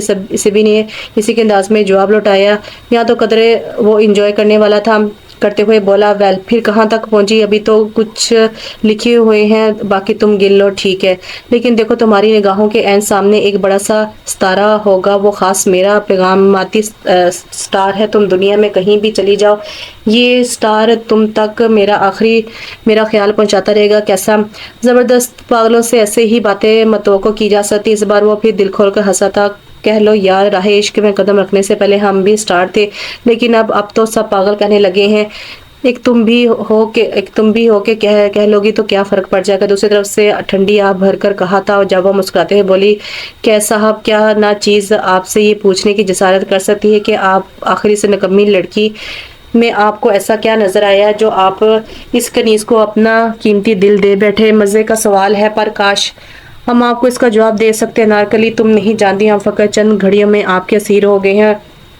مختصر لفظوں میں اس نے اپنی محبت کی کہانی اس کی گوشہ گزار کر دی۔ جواب میں وہ خاصی خوش ہو کر ہنس دی تو سانس ٹھنڈی بھرتے ہوئے بولا ٹھنڈی آہ بھرتے ہوئے بولا، کاش یہ پھول اس وقت ہمارے دامن میں گر رہے ہوتے۔ شٹ اپ، سو جا، اب رات کے 3 بج رہے۔ اس کا چہرہ گلنار ہو گیا تھا پر ساتھ کا موڈ تبدیل نہیں ہوا تھا۔ نیند نہیں آ رہی؟ تم آ کر لوری سناؤ تو شاید ہم بھی سو جائیں۔ چپ کرو، مجھے نیند آ رہی ہے، لہذا خدا حافظ۔ کہنے کے ساتھ اس نے ریسیور رکھ دیا تھا تو مجبوراً ساتھ کو بھی صبر کے گھونٹ پینے پڑے۔ سبرینا کے گھریلو حالات آج کل خاصے خراب ہو رہے تھے۔ بڑھتی ہوئی مہنگائی کے دوسرے متوسط اور لوئر کلاس گھرانوں کے ساتھ ساتھ ایک کے گھر کو بھی خاصا متاثر کیا تھا۔ گھر میں اب ہر وقت لڑائی رہنے لگی تھی، لہٰذا مجبور ہو کر سبی کو اپنے ماں کی اجازت کے بغیر گھر سے باہر نکل کر جاب تلاش کرنی پڑی تھی۔ ندا نے یونیورسٹی میں ایڈمیشن کے بعد اس سے میل جول رکھنا ذرا کم کر دیا تھا۔ بہت سارے دنوں کی خواری کے بعد بالآخر ایک کمپنی میں سے ملازمت مل گئی اور وہ اس پر بے پناہ مسرور تھی۔ ڈوبتے کو تنکے کا سہارا اسے اپنے 6 لاکھ سے کم نہیں لگ رہے تھے۔ ملٹی نیشنل کمپنی میں اس کی جاب کا پہلا دن تھا، لہٰذا شوق میں صبح جلدی بیدار ہو کر ٹائم سے پہلے ہی آفس پہنچ گئی۔ پہلے سے گھبراہٹ کا احساس ہوا، مگر جلدی وہاں ایک لڑکی سے اس کی دوستی ہوگی تو یہ احساس بھی رفتہ جاتا رہا۔ پچھلے 15 دنوں سے اس نے ساس سے کوئی رابطہ نہیں کیا تھا۔ وہ مس بیل دیتا رہا مگر سبرینا جان بوجھ کر بے نیازی رہتی رہی۔ ساجن بے نیاز رہتی رہی۔ اس روز اماں کی خراب طبیعت کے باعث وہ خاصی لیٹ ہو گئی تھی، مگر وار نصیب کے اسی روز ایم ڈی کے آفس میں اس کی طلبی ہوگی۔ اس کے لیے یہ تجربہ چونکہ نیا تھا، لہٰذا وہ اچھی خاصی کنفیوز ہو گئی تھی۔ دل میں جلال کا ورد کرتی باقاعدہ اجازت کے بعد وہ ڈی ایم کے آفس میں داخل ہوئی تو نگاہوں کے سامنے سید یزدانی کو بیٹھے دیکھ کر ٹھٹک گئی۔ تم کچھ ہی لمحوں کے بعد خوشگوار حیرانگی سے وہ چلائی تو سار نے فوراً اسے تاڑ کر رکھ دیا۔ وٹ نان سینس آپ بول رہی ہیں مسز سبرینا کہ اس وقت آپ اپنے آفس کے مالک سے بات کر رہی ہیں؟ سبرینا کو جو دھچکا اسے ایم ڈی کے روم میں دیکھ کر لگا تھا اس سے کہیں زیادہ حیرانگی اس کے بدلے ہوئے اتوار کو دیکھ کر ہوئی تھی۔ آئی ایم سوری سر، بامشکل صحیح اس نے فوراً ہی خود کو سنبھال لیا تھا۔ اٹس اوکے، آئندہ بھی خیال رکھیے گا۔ مزید میں کاروبار کے معاملے میں اصولوں کا بہت سخت بلا وجہ چھٹی کرنا یا لیٹ آنا مجھے قبول نہیں۔ سمجھیے آپ وہ اس کا یہ سخت روپ پہلی بار دیکھ رہی تھی، لحاظ سے ضبط کے باوجود بھی آنکھیں آنسو سے بھر گئی۔ سوری سر، ایکچولی میری امی کی طبیعت ٹھیک نہیں تھی اس لیے دیر ہو گئی۔ نگاہیں زمین پر گڑے بہت مشکل سے وہ وضاحت دے پائی تھی۔ جب وہ پھر سے کرہ لہجے میں بولا، آئی ڈونٹ کیئر اٹ، یہ آپ کا پرسنل معاملہ ہے، مجھے آفس ٹائم پر آپ کی حاضری چاہیے، انڈرسٹینڈ جی۔ اس کا گلا رند رہا تھا۔ اپنی تزلیل کے بعد مزید اس کے سامنے کھڑا رہنا محال ہو رہا تھا، مگر مجبوری تھی، اس کی اجازت کے بغیر وہ واپس نہیں پلٹ سکتی تھی۔ اوکے، اب آپ جا سکتی ہیں۔ گہری نگاہوں سے اس کی نم آنکھوں اور سرخ چہرے کا بغور جائزہ لیتے ہوئے اس نے کہا تو سبھی اپنی آنکھیں رگڑتی ہوئی فوراً واپس پلٹ گئی۔ 1 منٹ بھی اس کے ہاتھ دروازے کے ہینڈل پر تھا کہ اس نے پھر روک لیا۔ بہت جلدی ہے آپ کو جو ملنے کی ٹریٹ نہیں دیں گی، یکساں بدلتے ہوئے دوستانہ لہجے میں اس نے کہا تو سبھی نے بے ساختہ پلٹ کے اس کی طرف دیکھا جو اب سینے پر دونوں ہاتھ باندھے پرشوق نگاہوں سے اس کی طرف دیکھتے ہوئے مسکرا رہا تھا۔ یو چیٹر، لپک اس کی طرف بڑھتے ہوئے اس نے ساتھ کے سینے پر مکوں کی بارش کر دی جبکہ وہ کھلکھلا رہا تھا۔ کہو کیسی لگی ہماری ایکٹنگ؟ اگلے ہی پل اس کے آنسو اپنے ہاتھوں سے صاف کرتے اس نے پوچھا تو سبھی نے میز پر ایک فائل اس کے سر پر دے ماری۔ مورو تم خبردار، جو آئندہ مجھ سے بات کرنے کی کوشش کی تو کروں گا۔ کوشش کیا کر لو گی تم؟ جان لے لوں گی تمہاری، وہ تنکر بولی اور لطف اندوز ہوتے ہوئے بولا، موسٹ ویلکم، یہ جان تو پہلے ہی آپ پر نشاور کر رکھی ہے۔ خیر چھوڑو، یہ بتاؤ اتنے دنوں تک رابطہ کیوں نہیں کیا اور یہ اچانک جاب کرنے کا شوق کیوں چڑھ گیا تمہیں؟ بس یوں ہی ملازمین کی تنخواہیں پوری نہیں ہو رہی تھی، لہٰذا میں نے سوچا خود جاب کر کے بیچاروں کی تنخواہیں پوری کر دیا کروں۔ سعد ایک مرتبہ پھر اس کے انداز پر دل کھول کر ہنسا۔ اوکے چلو، میری ٹریٹ نکالو، مل جائے گی ٹریٹ بھی، پہلے تنخواہ تو ملنے دو۔ چلو پھر آج میری جانب سے پر کانٹیننٹل میں تمہارا لنچ ہے۔ اب یہ نہ پوچھنا کہ وہ کس خوشی میں نہیں پوچھتی، فی الحال مجھے کام کرنے دو، امی کی وجہ سے آج جلدی گھر جانا ہے، کام تو کرنا ہی ہوگا نا۔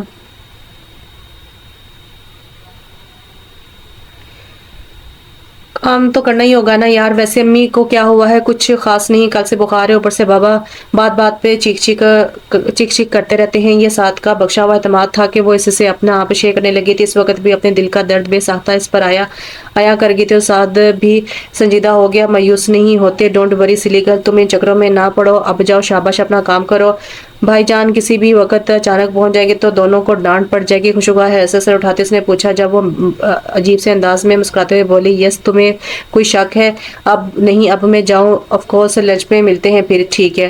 اس بات میں فوراً سر ہلا کر اس کے کمرے سے باہر نکلے۔ دوپہر میں لنچ کے لیے دونوں آفس سے باہر نکلے۔ رمضان مبارک کا آغاز ہو چکا تھا، ہر طرف ایک عجیب سا پرسکون ماحول ہو گیا تھا۔ سعد کا ارادہ مزید تعلیم کے لیے یورپ جانے کا تھا، مگر سبرینا کے لیے اس نے اپنی مزید تعلیم فی الحال ملتوی کر دی تھی۔ سنجیدگی سے آفس آنا شروع کر دیا تھا۔ اس کی وجہ سبرینا کو ترقی ملی تھی اور وہ بطور آفس سیکرٹری اپنے فرائض انجام دینے لگی۔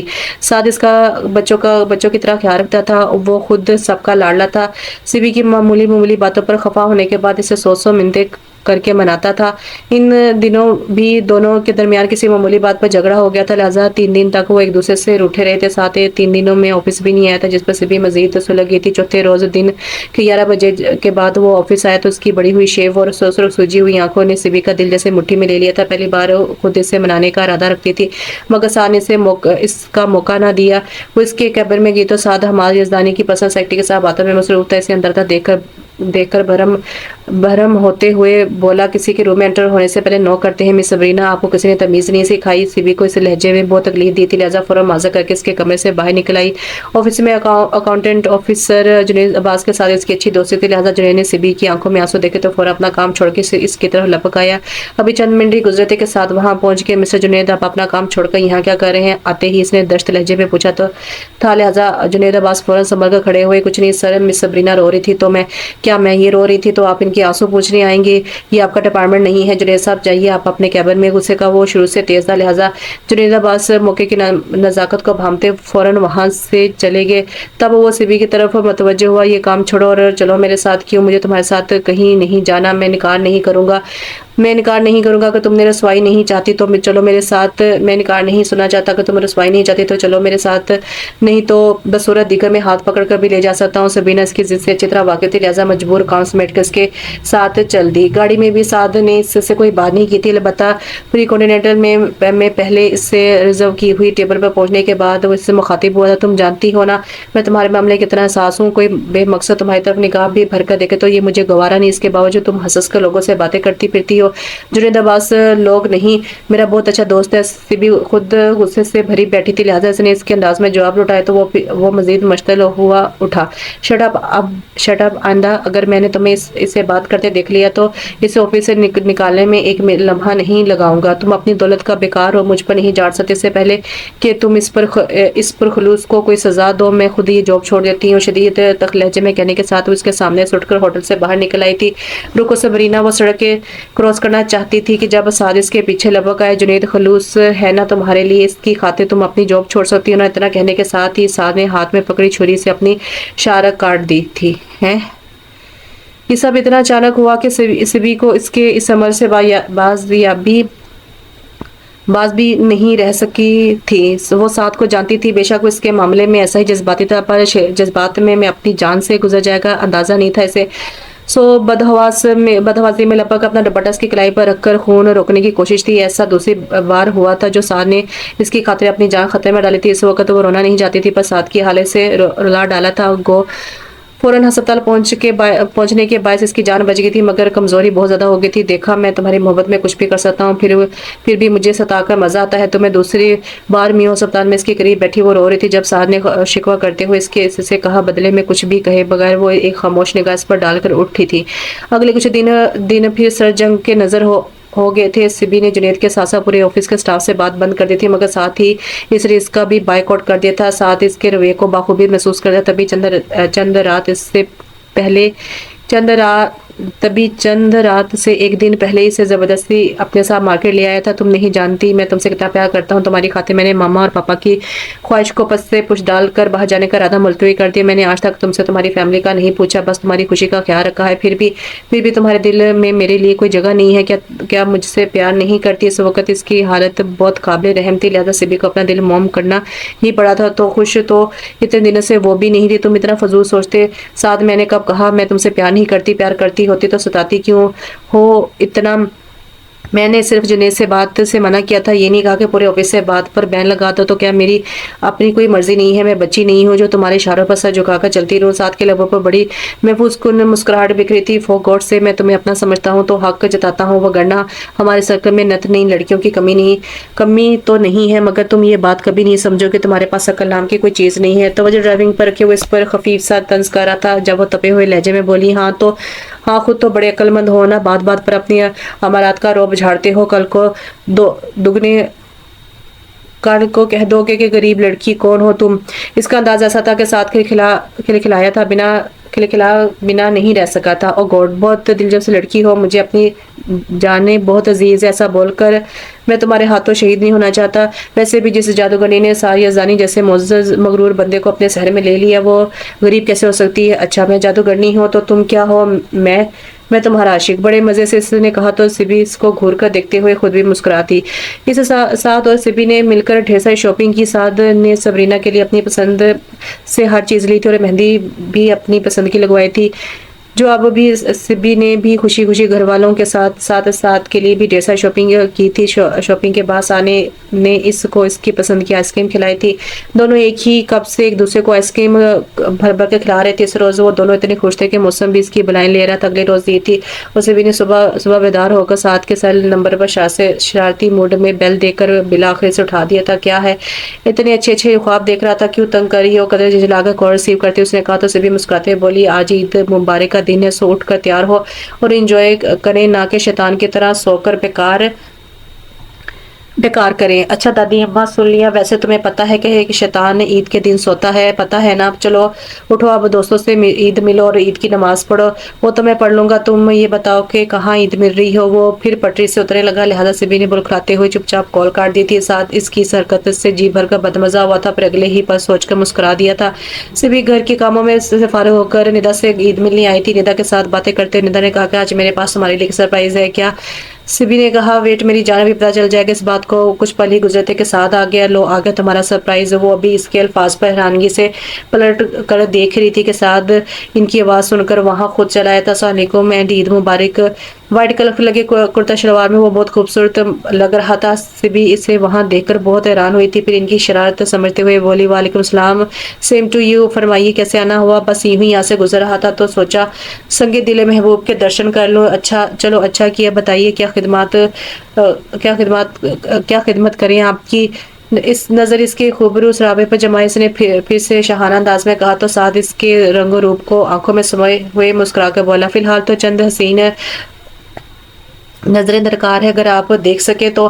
سبی اس کے تقاضے پر سر پڑا کر رہ گئی، جبکہ ندا نے اس کے الفاظ کو بھرپور انجوائے کرتے ہوئے مسکرا کر بولی، حضور میرا خیال ہے کہ ڈرائنگ روم میں چلتے ہیں، یہ جگہ لطف باتوں کے لیے کسی طور پر مناسب نہیں، بالکل چلیں۔ سبی کو ان دونوں کے مابین اتنی انڈرسٹینڈنگ دیکھ کر حیرانی ہوئی تھی، تاہم اس نے زیادہ محسوس نہیں کیا اور نہ ہی ساتھ یہاں ندا سے اس کے بارے میں پوچھ گچھ کی، کیونکہ اپنی محبت اور دوستی دونوں پر ہی اعتماد تھا۔ سعد اب بھی گہری نگاہیں اس کے دلکش سراپے پر جمائے بظاہر ندا سے ہنس کر باتیں کرتا، جبکہ وہ خاموش بیٹھی اس کے تاثرات نوٹ کر رہی تھی۔ باتوں کے دوران ہی اچانک اس نے ندا کو مخاطب کرتے ہوئے کہا، ظالم سماج جی، اگر آپ مہربانی کر کے ہمیں چند منٹ کی تنہائی بخشیں تو میں آپ کا بے حد مشکور رہوں گا۔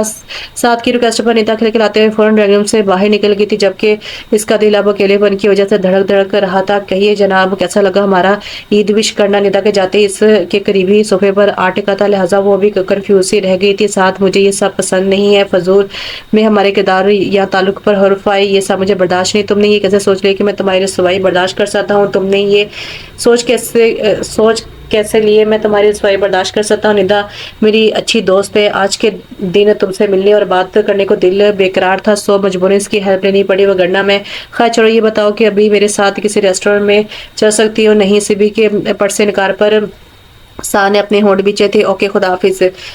شدید ہٹ ہوتے ہوئے وہ اٹھ کھڑا ہوا تو سبی کا دل اس کا سرخ چہرہ دیکھ کر مچل اٹھا تھا۔ ناراض ہو کر جا رہی ہو؟ بے ساتھ اس کے سامنے آئی تھی جب وہ ٹھنڈی آنکھ بڑھتے ہوئے بولا، کاش میں تم سے ناراض ہو سکتا۔ تھینکس، ویسے آج قومی لباس میں بہت پیارے لگ رہی ہو۔ اس کا موڈ بحال کرنے کے لیے وہ فریش لہجے میں بولی، جبکہ وہ اس کو گھور کر اس کی طرف دیکھتے ہوئے بے ساختہ مسکراتی، قسم سے بہت بے حس لڑکی ہو تم۔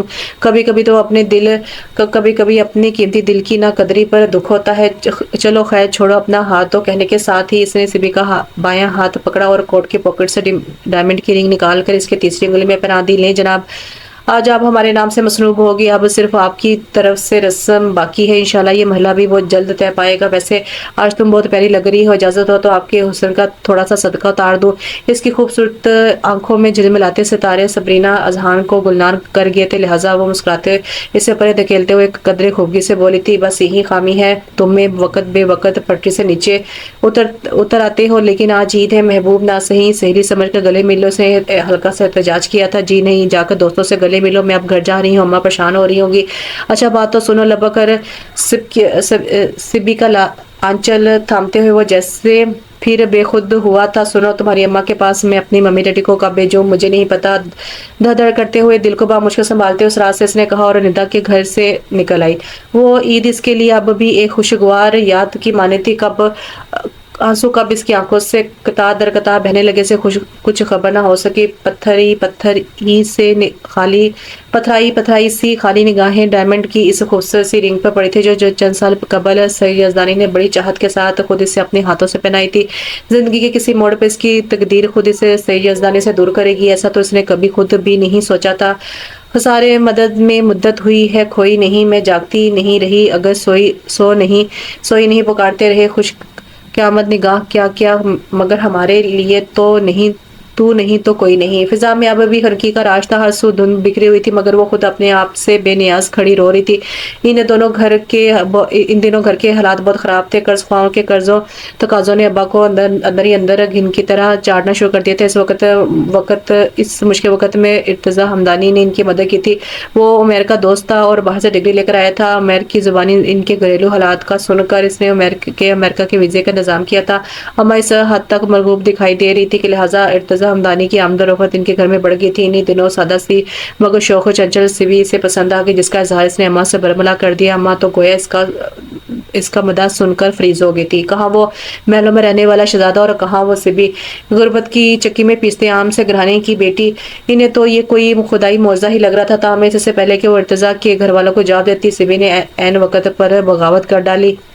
اب تک محض اس نے سنا تھا کہ محبت بے باک ہوتی، پہلی بار اسے خود پر تجربہ ہو گیا تھا۔ دل پر کوئی آفت ٹوٹنے نے ڈر سے اس نے خاصی بے باکی سے ماں کو اپنی محبت کا قصہ سنا دیا۔ جب غریب گھر کی بیٹیاں محبت کرتی ہیں تو والدین جلاد بن جاتے ہیں، لہٰذا ماں نے بھی اس کا گھر سے نکلا بند کر دیا، جاب چھڑوا دی۔ پورے 3 دن بھوکی پیاسے رہنے کے بعد بھی جب سعد کی محبت کا بھوت سر سے نہ اترا تو اماں کو ہتھیار ڈالنا پڑے۔ سبی نے ان کو واضح دھمکی دی تھی کہ سعد کے علاوہ اگر کوئی اس کی زندگی میں آئے تو وہ خودکشی کر لے گی، اور اس جیسے سرپھی لڑکی سے کوئی بعید بھی نہیں تھی، لہٰذا اماں نے اسے کہہ دیا کہ سعد کو کہے کہ اپنے والدین کو بھیج دے۔ سبی تو مر کر زندگی ملی تھی، سعد کی جنونی محبت کا اندازہ سے یقیناً اس کے پرائے ہو جانے پر وہ اپنی زندگی کو گوا بیٹھتا، اور یہی نہیں وہ چاہتی تھی، لہٰذا خوشی خوشی ندا کو ساتھ لے کر اس کے محلوں جیسے گھر جا پہنچی۔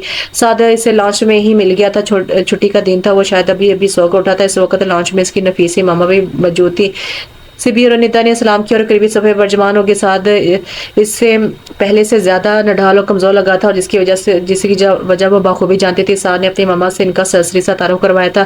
اس کی سمجھ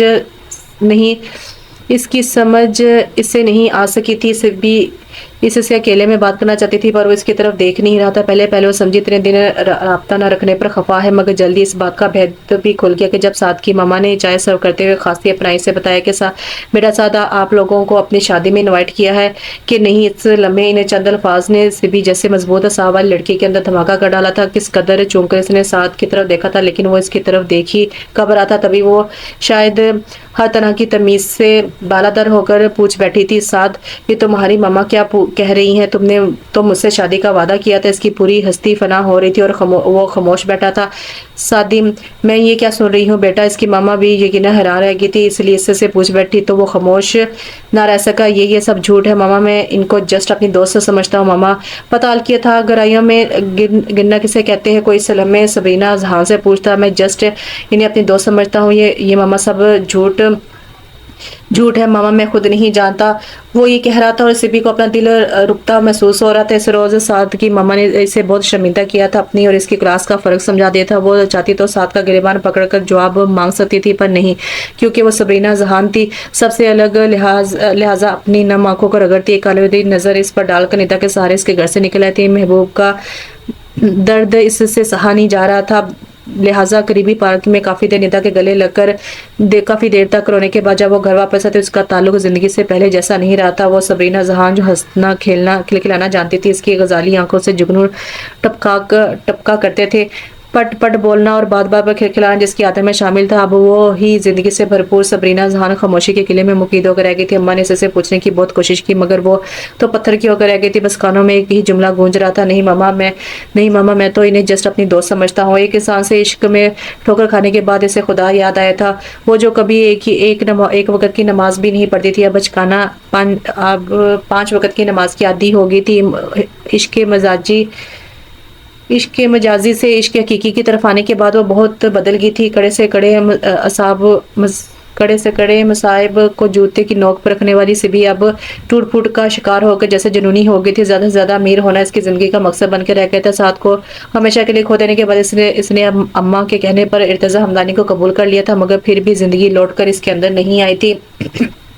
ارتضیٰ کو اس سے خاص مایوسی ہوئی تھی، لہٰذا وہ بھی روایتی مردوں کی طرح طلاق دے کر چلا گیا، مگر اس کی جامد زندگی میں تب بھی کوئی ہلچل نہ آئی اور نہ ہی آنکھوں سے ایک بھی آنسو ٹپکا۔ ابا کی رخصت ہونے کے بعد میں نے اماں اور سبی کو بھی اپنے پاس امریکہ بلا لی۔ ان گزرتے 7 سالوں میں انہیں 2 چیزیں وافر تعداد میں ملی تھی، دکھ اور دولت۔ رات اب آہستہ آہستہ بگڑنے لگی تھی، سردی کا احساس بھی گزرتے پل کے ساتھ بڑھتا جا رہا تھا، مگر وہ رات بھر جاگ کر سالوں بعد وقفے سے روتی رہی تھی۔ ندا کے بقول سعد نے اس سے رابطہ کرنے کی بہت کوشش کی تھی، کافی عرصہ وہ سبی کے رابطے کے نمبر کے لیے ندا کو فورس بھی کرتا رہا تھا۔ 2 سال قبل ندا بیاہ کر کے آسٹریلیا چلی گئی تھی، تو یہ قصہ بھی پاک ہو گیا۔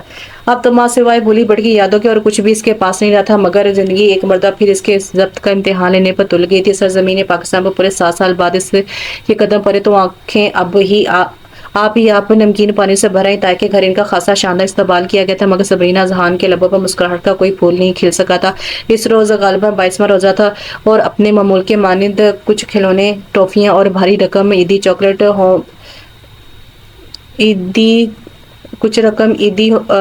چائلڈ ہوم لے آئی تھی۔ ننے بچوں میں خوشیاں بانٹ کے سے بڑا سکون ملتا تھا۔ اس روز بھی وہ بچوں سے ملنے عیدی چائلڈ ہوم آئی تو اس سے آلریڈی مانوس بچے اسے دیکھتے ہی خوشی سے اچھل پڑے۔ آنٹی آپ کل کیوں نہیں آئی؟ ایک بہت ہی پیاری بچی سے معصوم بچی نے اس کے گود میں بیٹھتے ہوئے پوچھا تھا۔ جب وہ پیار سے اس کے بال سنوارتے ہوئے بولی، کل آنٹی ایک گاؤں میں گئے تھے بیٹا۔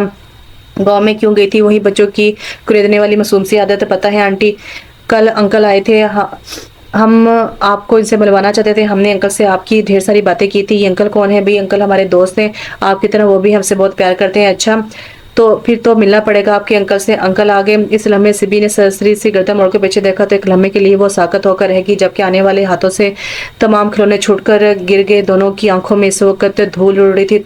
سعد کا سکوت بہرحال پہلے ٹوٹا تھا، لہٰذا وہ خوشی سے بے حال ہوتے ہوئے فوراً اس کی طرف لپک آیا تھا، مگر جواب میں سبی نے اسے کچھ اس انداز سے دیکھا کہ وہ شرمندہ ہو کر رہ گیا۔ اوکے بچہ، اب میں چلتی ہوں، اپنا خیال رکھنا۔ اوکے۔ وہ آگے بڑھی تو سعد نے اس کے سامنے آگے کہاں چلی گئی تھی تم؟ آئی ایم سوری، میں آج بھی تم سے بے انتہا محبت کرتا ہوں۔ اس کی آنکھیں بھر آئی تھی، مگر سبی نے اپنا منہ نفرت سے دوسری جانب پھیر لیا تھا۔ مجھے تمہاری تصور سے بھی شدید نفرت ہے سعد، پھر سے کیا لہو لہان کرو گے مجھے؟ میری بات تو سنو، مجھے ایک موقع تو دو، میں اپنی صفائی پیش کر سکوں۔ وہ پھر مچلا تھا، پر سبی کے انداز میں تبدیلی نہ آئی۔ شٹ اپ، راستہ چھوڑو میرا، نہیں تو بڑے ہجوم میں انسلٹ کر ڈالوں گی تمہاری۔ قطرہ قطرہ کرتے دل کی پرواہ کیے بغیر وہ آگے بڑھی اور اپنی شاندار گاڑی میں بیٹھ کر رخصت ہو گئی۔ ساتھ ہی یزدانی کے اندر اس لمحے صدیوں کی تھکان اتر آئی تھی، دھڑکنیں ابھی معمول پر آئی بھی نہیں تھی کہ وہ پھر ہجر اور نفرت کا تماچا مار کر گم ہو گئی تھی۔ اس روز وہ دیر تک روتا رہا اور رات بھی مسجد میں گزاری تھی۔ چاند رات آئی تو ماما کے فورس کرنے پر وہ مارکیٹ چلا اور وہاں ایک دفعہ پھر وہ اسے مل گئی۔ قدرت مہربان ہو تو کچھ بھی ناممکن، اس نے اس لمحے اللہ کا لاکھ لاکھ شکر ادا کیا تھا۔ سبھی ارد گرد سے بے نیاز جانی کس کے لیے ڈھیر ساری چوڑیاں خرید رہی تھی۔ جب وہ لپک کر اس کے پاس جا کھڑا ہوا، تمہارے لیے چوڑیاں میں خریدوں؟ ساتھ کی منوس سی آواز سے وہ چون کی ضرورت تھی، بے سختہ مڑ کر دیکھا تو اس کے پشت پر کھڑا بڑے پھیکے انداز میں مسکرا تھا۔ سبھی اپنے اندر غصے کو دباتے ہوئے چوڑیوں کی پیمنٹ کی اور سرات سے گاڑی کی طرف بڑھ آئی تھی، مگر اس وقت سعد نے اسے فرار ہونے کا موقع نہیں دیا تھا۔ کب تک مجھ سے بھاگو گی؟ اگر قدرت تمہیں میرے پاس لے آئی تو کم سے کم دکھی دل کی رو دا تو سن لو۔ زبردستی ڈرائیونگ سیٹ سنبھال کر اس کی گاڑی میں بیٹھتے ہوئے بولا تو سبی اس بار اپنے مچلتے آنسو پر بند نہ باندھ سکی، اس کے روتی میں جانتا ہوں تم بھی آج تک مجھے بلا نہیں پائی ہو، میں بھی نہیں، بس کوئی وضاحت نہیں سنی، مجھے تمہاری محبت کے نام پر جو زخم تم نے دیا ہے وہ بھولنے کے لیے قابل نہیں تھا سید یزدانی۔ تم امیر لوگوں کے لیے میں ایک تم امیر لوگوں کے لیے غریب کھلونے ہوا کرتے ہیں، مگر مجھ جیسے غریب لڑکیاں اسی ایک دل کے ٹوٹے پھوٹ جانے پر ساری زندگی مسکرا نہیں پاتی۔ میں جھوٹی تھی نا، تم نے مجھ سے کبھی محبت کا اظہار نہیں کیا تھا نا، ٹھیک ہے مان لی، میں نے اپنی غلطی بھگت لی سزا، میں نے اپنی سے غلطی کی، اب پھر سے کیوں پیچھے پڑ گئے ہو میرے، کیوں ہر قدم پر بار بار ٹکرا جاتے ہو مجھ سے؟ برسوں کا غبار آنسوں میں نکل رہا تھا اور سعد اسے روتے ہوئے دیکھ رہا تھا، آخر کیا تھا اس لڑکی میں جو وہ کسی کا ہو ہی نہیں سکا تھا، بس نکل گیا تمہارے دل کا غبار؟ سبی کے خاموش ہونے پر اس نے پوچھا اور ٹھنڈی آب بھر کر گاڑی کے پرزے سے ٹکا دیا۔ پتہ ہے زندگی میں ہر شخص کے لیے ماں کی اہمیت بہت ہوتی ہے، میں تمہیں اپنی صفائی میں کوئی لمبی چوڑی کہانی نہیں سناؤں گا، بس مختصر بتاؤں گا کہ المیہ کا جو ہماری جدائی کا سبب بنا، پھر اس کے بعد اگر تم دل بڑا کر کے مجھے معاف کر دو تو تھینکس، بصورت دیگر سانسوں کا بوجھ تو اٹھا ہی رہے ہیں ہم۔ سعد کی آنکھیں ہمیشہ اس کے لبوں کا ساتھ دیتی تھی، لہٰذا سبی اپنے آنسو رگڑ ڈالے۔ میں کبھی بھی حالات سے ہارا نہیں تھا، نہ کبھی کسی امتحان میں گھٹنے ٹیکے تھے، دل کا جو سودا تمہارے ساتھ کیا تھا اس میں دولت کبھی نعمت بدل نہیں کر سکی، میں نے تم سے کبھی ایک لمحے کے لیے بھی جدا ہونے کا نہیں سوچا تھا، مگر تقدیر کے کھیل دیکھو کہ پورے 7 سال تمہارے ہجر کا زہر پینے پر مجبور ہو گیا۔ یقین کرو میں ماما اور پاپا سے تمہارے بارے میں بات کرنے والا تھا کہ ایک دن صبح ناشتے کے ٹیبل پر ماما نے اپنی پسند کی لڑکی سے میری منگنی کی نیوز سنا دی، میں نے ماما کو ہٹ کرتے ہوئے رشتے سے انکار کر دیا، ماما نے میری بات کو اپنی توہین سمجھا اور وہ بیمار پڑ گئی، ڈاکٹر نے ان کی زندگی کو خطرے میں قرار دے دیا اور انہیں ہر طرح کی پریشانیوں سے دور رکھنے کو کہا، تب مجبوراً اپنی ماما کی جان کے صدقے میں نے اپنے دل اپنے پاؤں تلے مسل دیا اور ماما سے معافی مانگتے ہوئے ان کی بات مان لی۔ جس روز تم میرے گھر آئی اسی رات میں نے ندا کو کال کر کے ہر بات بتا دی، کیونکہ تم سے رابطے کا کوئی وسیلہ نہیں رہا، مگر ندا کے منہ سے یہ بات سن کر کہ تم اب بھی مجھ سے نفرت کرتی ہو اور جلدی تمہاری شادی ہو رہی ہے، اس کے تھرو میں یہ سب سن کر برداشت نہ کر سکا اور میری اپنی جان خطرے میں پڑ گئی۔ اس طرح نہ جانے کیسے ماما کو تمام حقیقت کا پتہ چل گیا، انہوں نے میری خوشی کی خاطر اپنی پسند کی لڑکی سے میری نسبت توڑ کر تمہیں بہو بنانے کا عندیہ دے دیا، مگر تب تک بہت دیر ہو چکی تھی۔ میں سپتاہ سے سیدھا تمہارے گھر آیا تو وہاں لگے تالے کو دیکھ کر ارد گرد سے پوچھنے پر پتہ چلا کہ تم لوگ یورپ سیٹل ہو گئے ہو۔ پھر ندا کے ابو نے پاپا سے میرے اور ندا کے رشتے کی بات کی اور میری حالت دیکھتے ہوئے انہوں نے انکار کر دیا۔ میں تو خالی ہو چکا تھا، پچھلے 7 سالوں سے تمہاری یادوں کے سہارے جینے جیسے میں نے گزاری۔ مجھے پتہ ہے ندا سے ہزاروں بار تمہارا رابطہ نمبر مانگا پر وہ ہمیشہ یہ کہہ کر مایوس کرتی کہ تم اپنی شادی شدہ زندگی میں بہت خوش ہو، مجھ سے رابطہ نہیں رکھنا چاہتی۔ تب رفتہ رفتہ اس دل کو بھی صبر آ گیا، اب تو میں خاصا بہل گیا تھا کہ تم پھر مقابل آ گئی میرے، اور دیکھ لو میں پاگل پھر سے ہاتھ بڑھا کر چاند پانے کے لیے بے قرار ہو گیا۔ سعد خاموش ہوا تو اس کی آنکھوں میں مچلتے پانی سے سبی کا دل جیسے مٹھی میں لے لیا۔ ندا نے کبھی تمہاری کسی مجبوری کا ذکر نہیں کیا سعد، اور میری خوشحال شادی شدہ زندگی کی کہانی بھی جھوٹ ہے سعد، کیونکہ میرا صرف نکاح ہوا تھا، رخصتی کی نوبت تو تمہاری محبت کے روکنے آنی ہی نہیں تھی، یہاں تک کہ وہ کاغذی تعلق ایک روز چپ چاپ ختم ہو گیا۔ سعد کے لیے انکشاف حیران کن اور خوشگوار تھا، تبھی وہ اپنے آنسو چن کر مسکراتے ہوئے بولا، اوہ تو اس کا مطلب تمہیں اپنی رخصتی نہ ہونے کا دکھ تھکا رہا ہے؟ شٹ اپ، زندگی میں صرف فضول بولنا ہی سیکھا ہے تم نے۔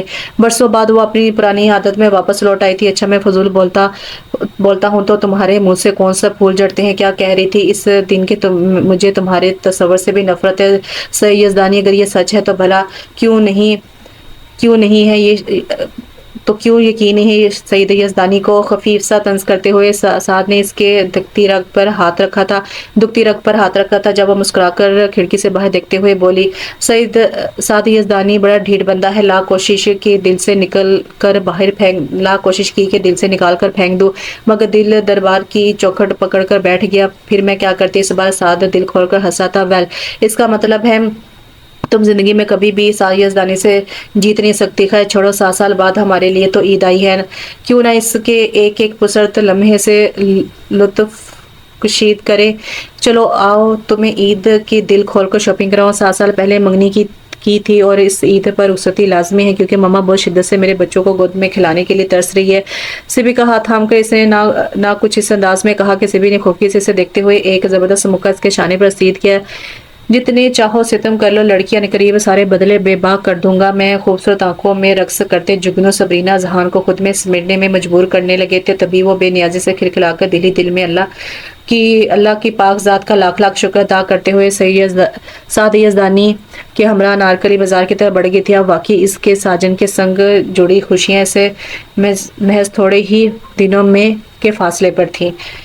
تو کیسا لگا آپ کو یہ ناول؟ دراصل مجھے لگ رہا ہے یہ ناول جو ہے وہ تھا ڈائجسٹ ناول تھا، اور اس کو ٹائپ کیا گیا ہے، اور جس نے مجھے یہ PDF دیا ہے تو اس نے جو ٹائپنگ کی ہے اس ٹائپنگ میں بہت زیادہ مسٹیک تھی۔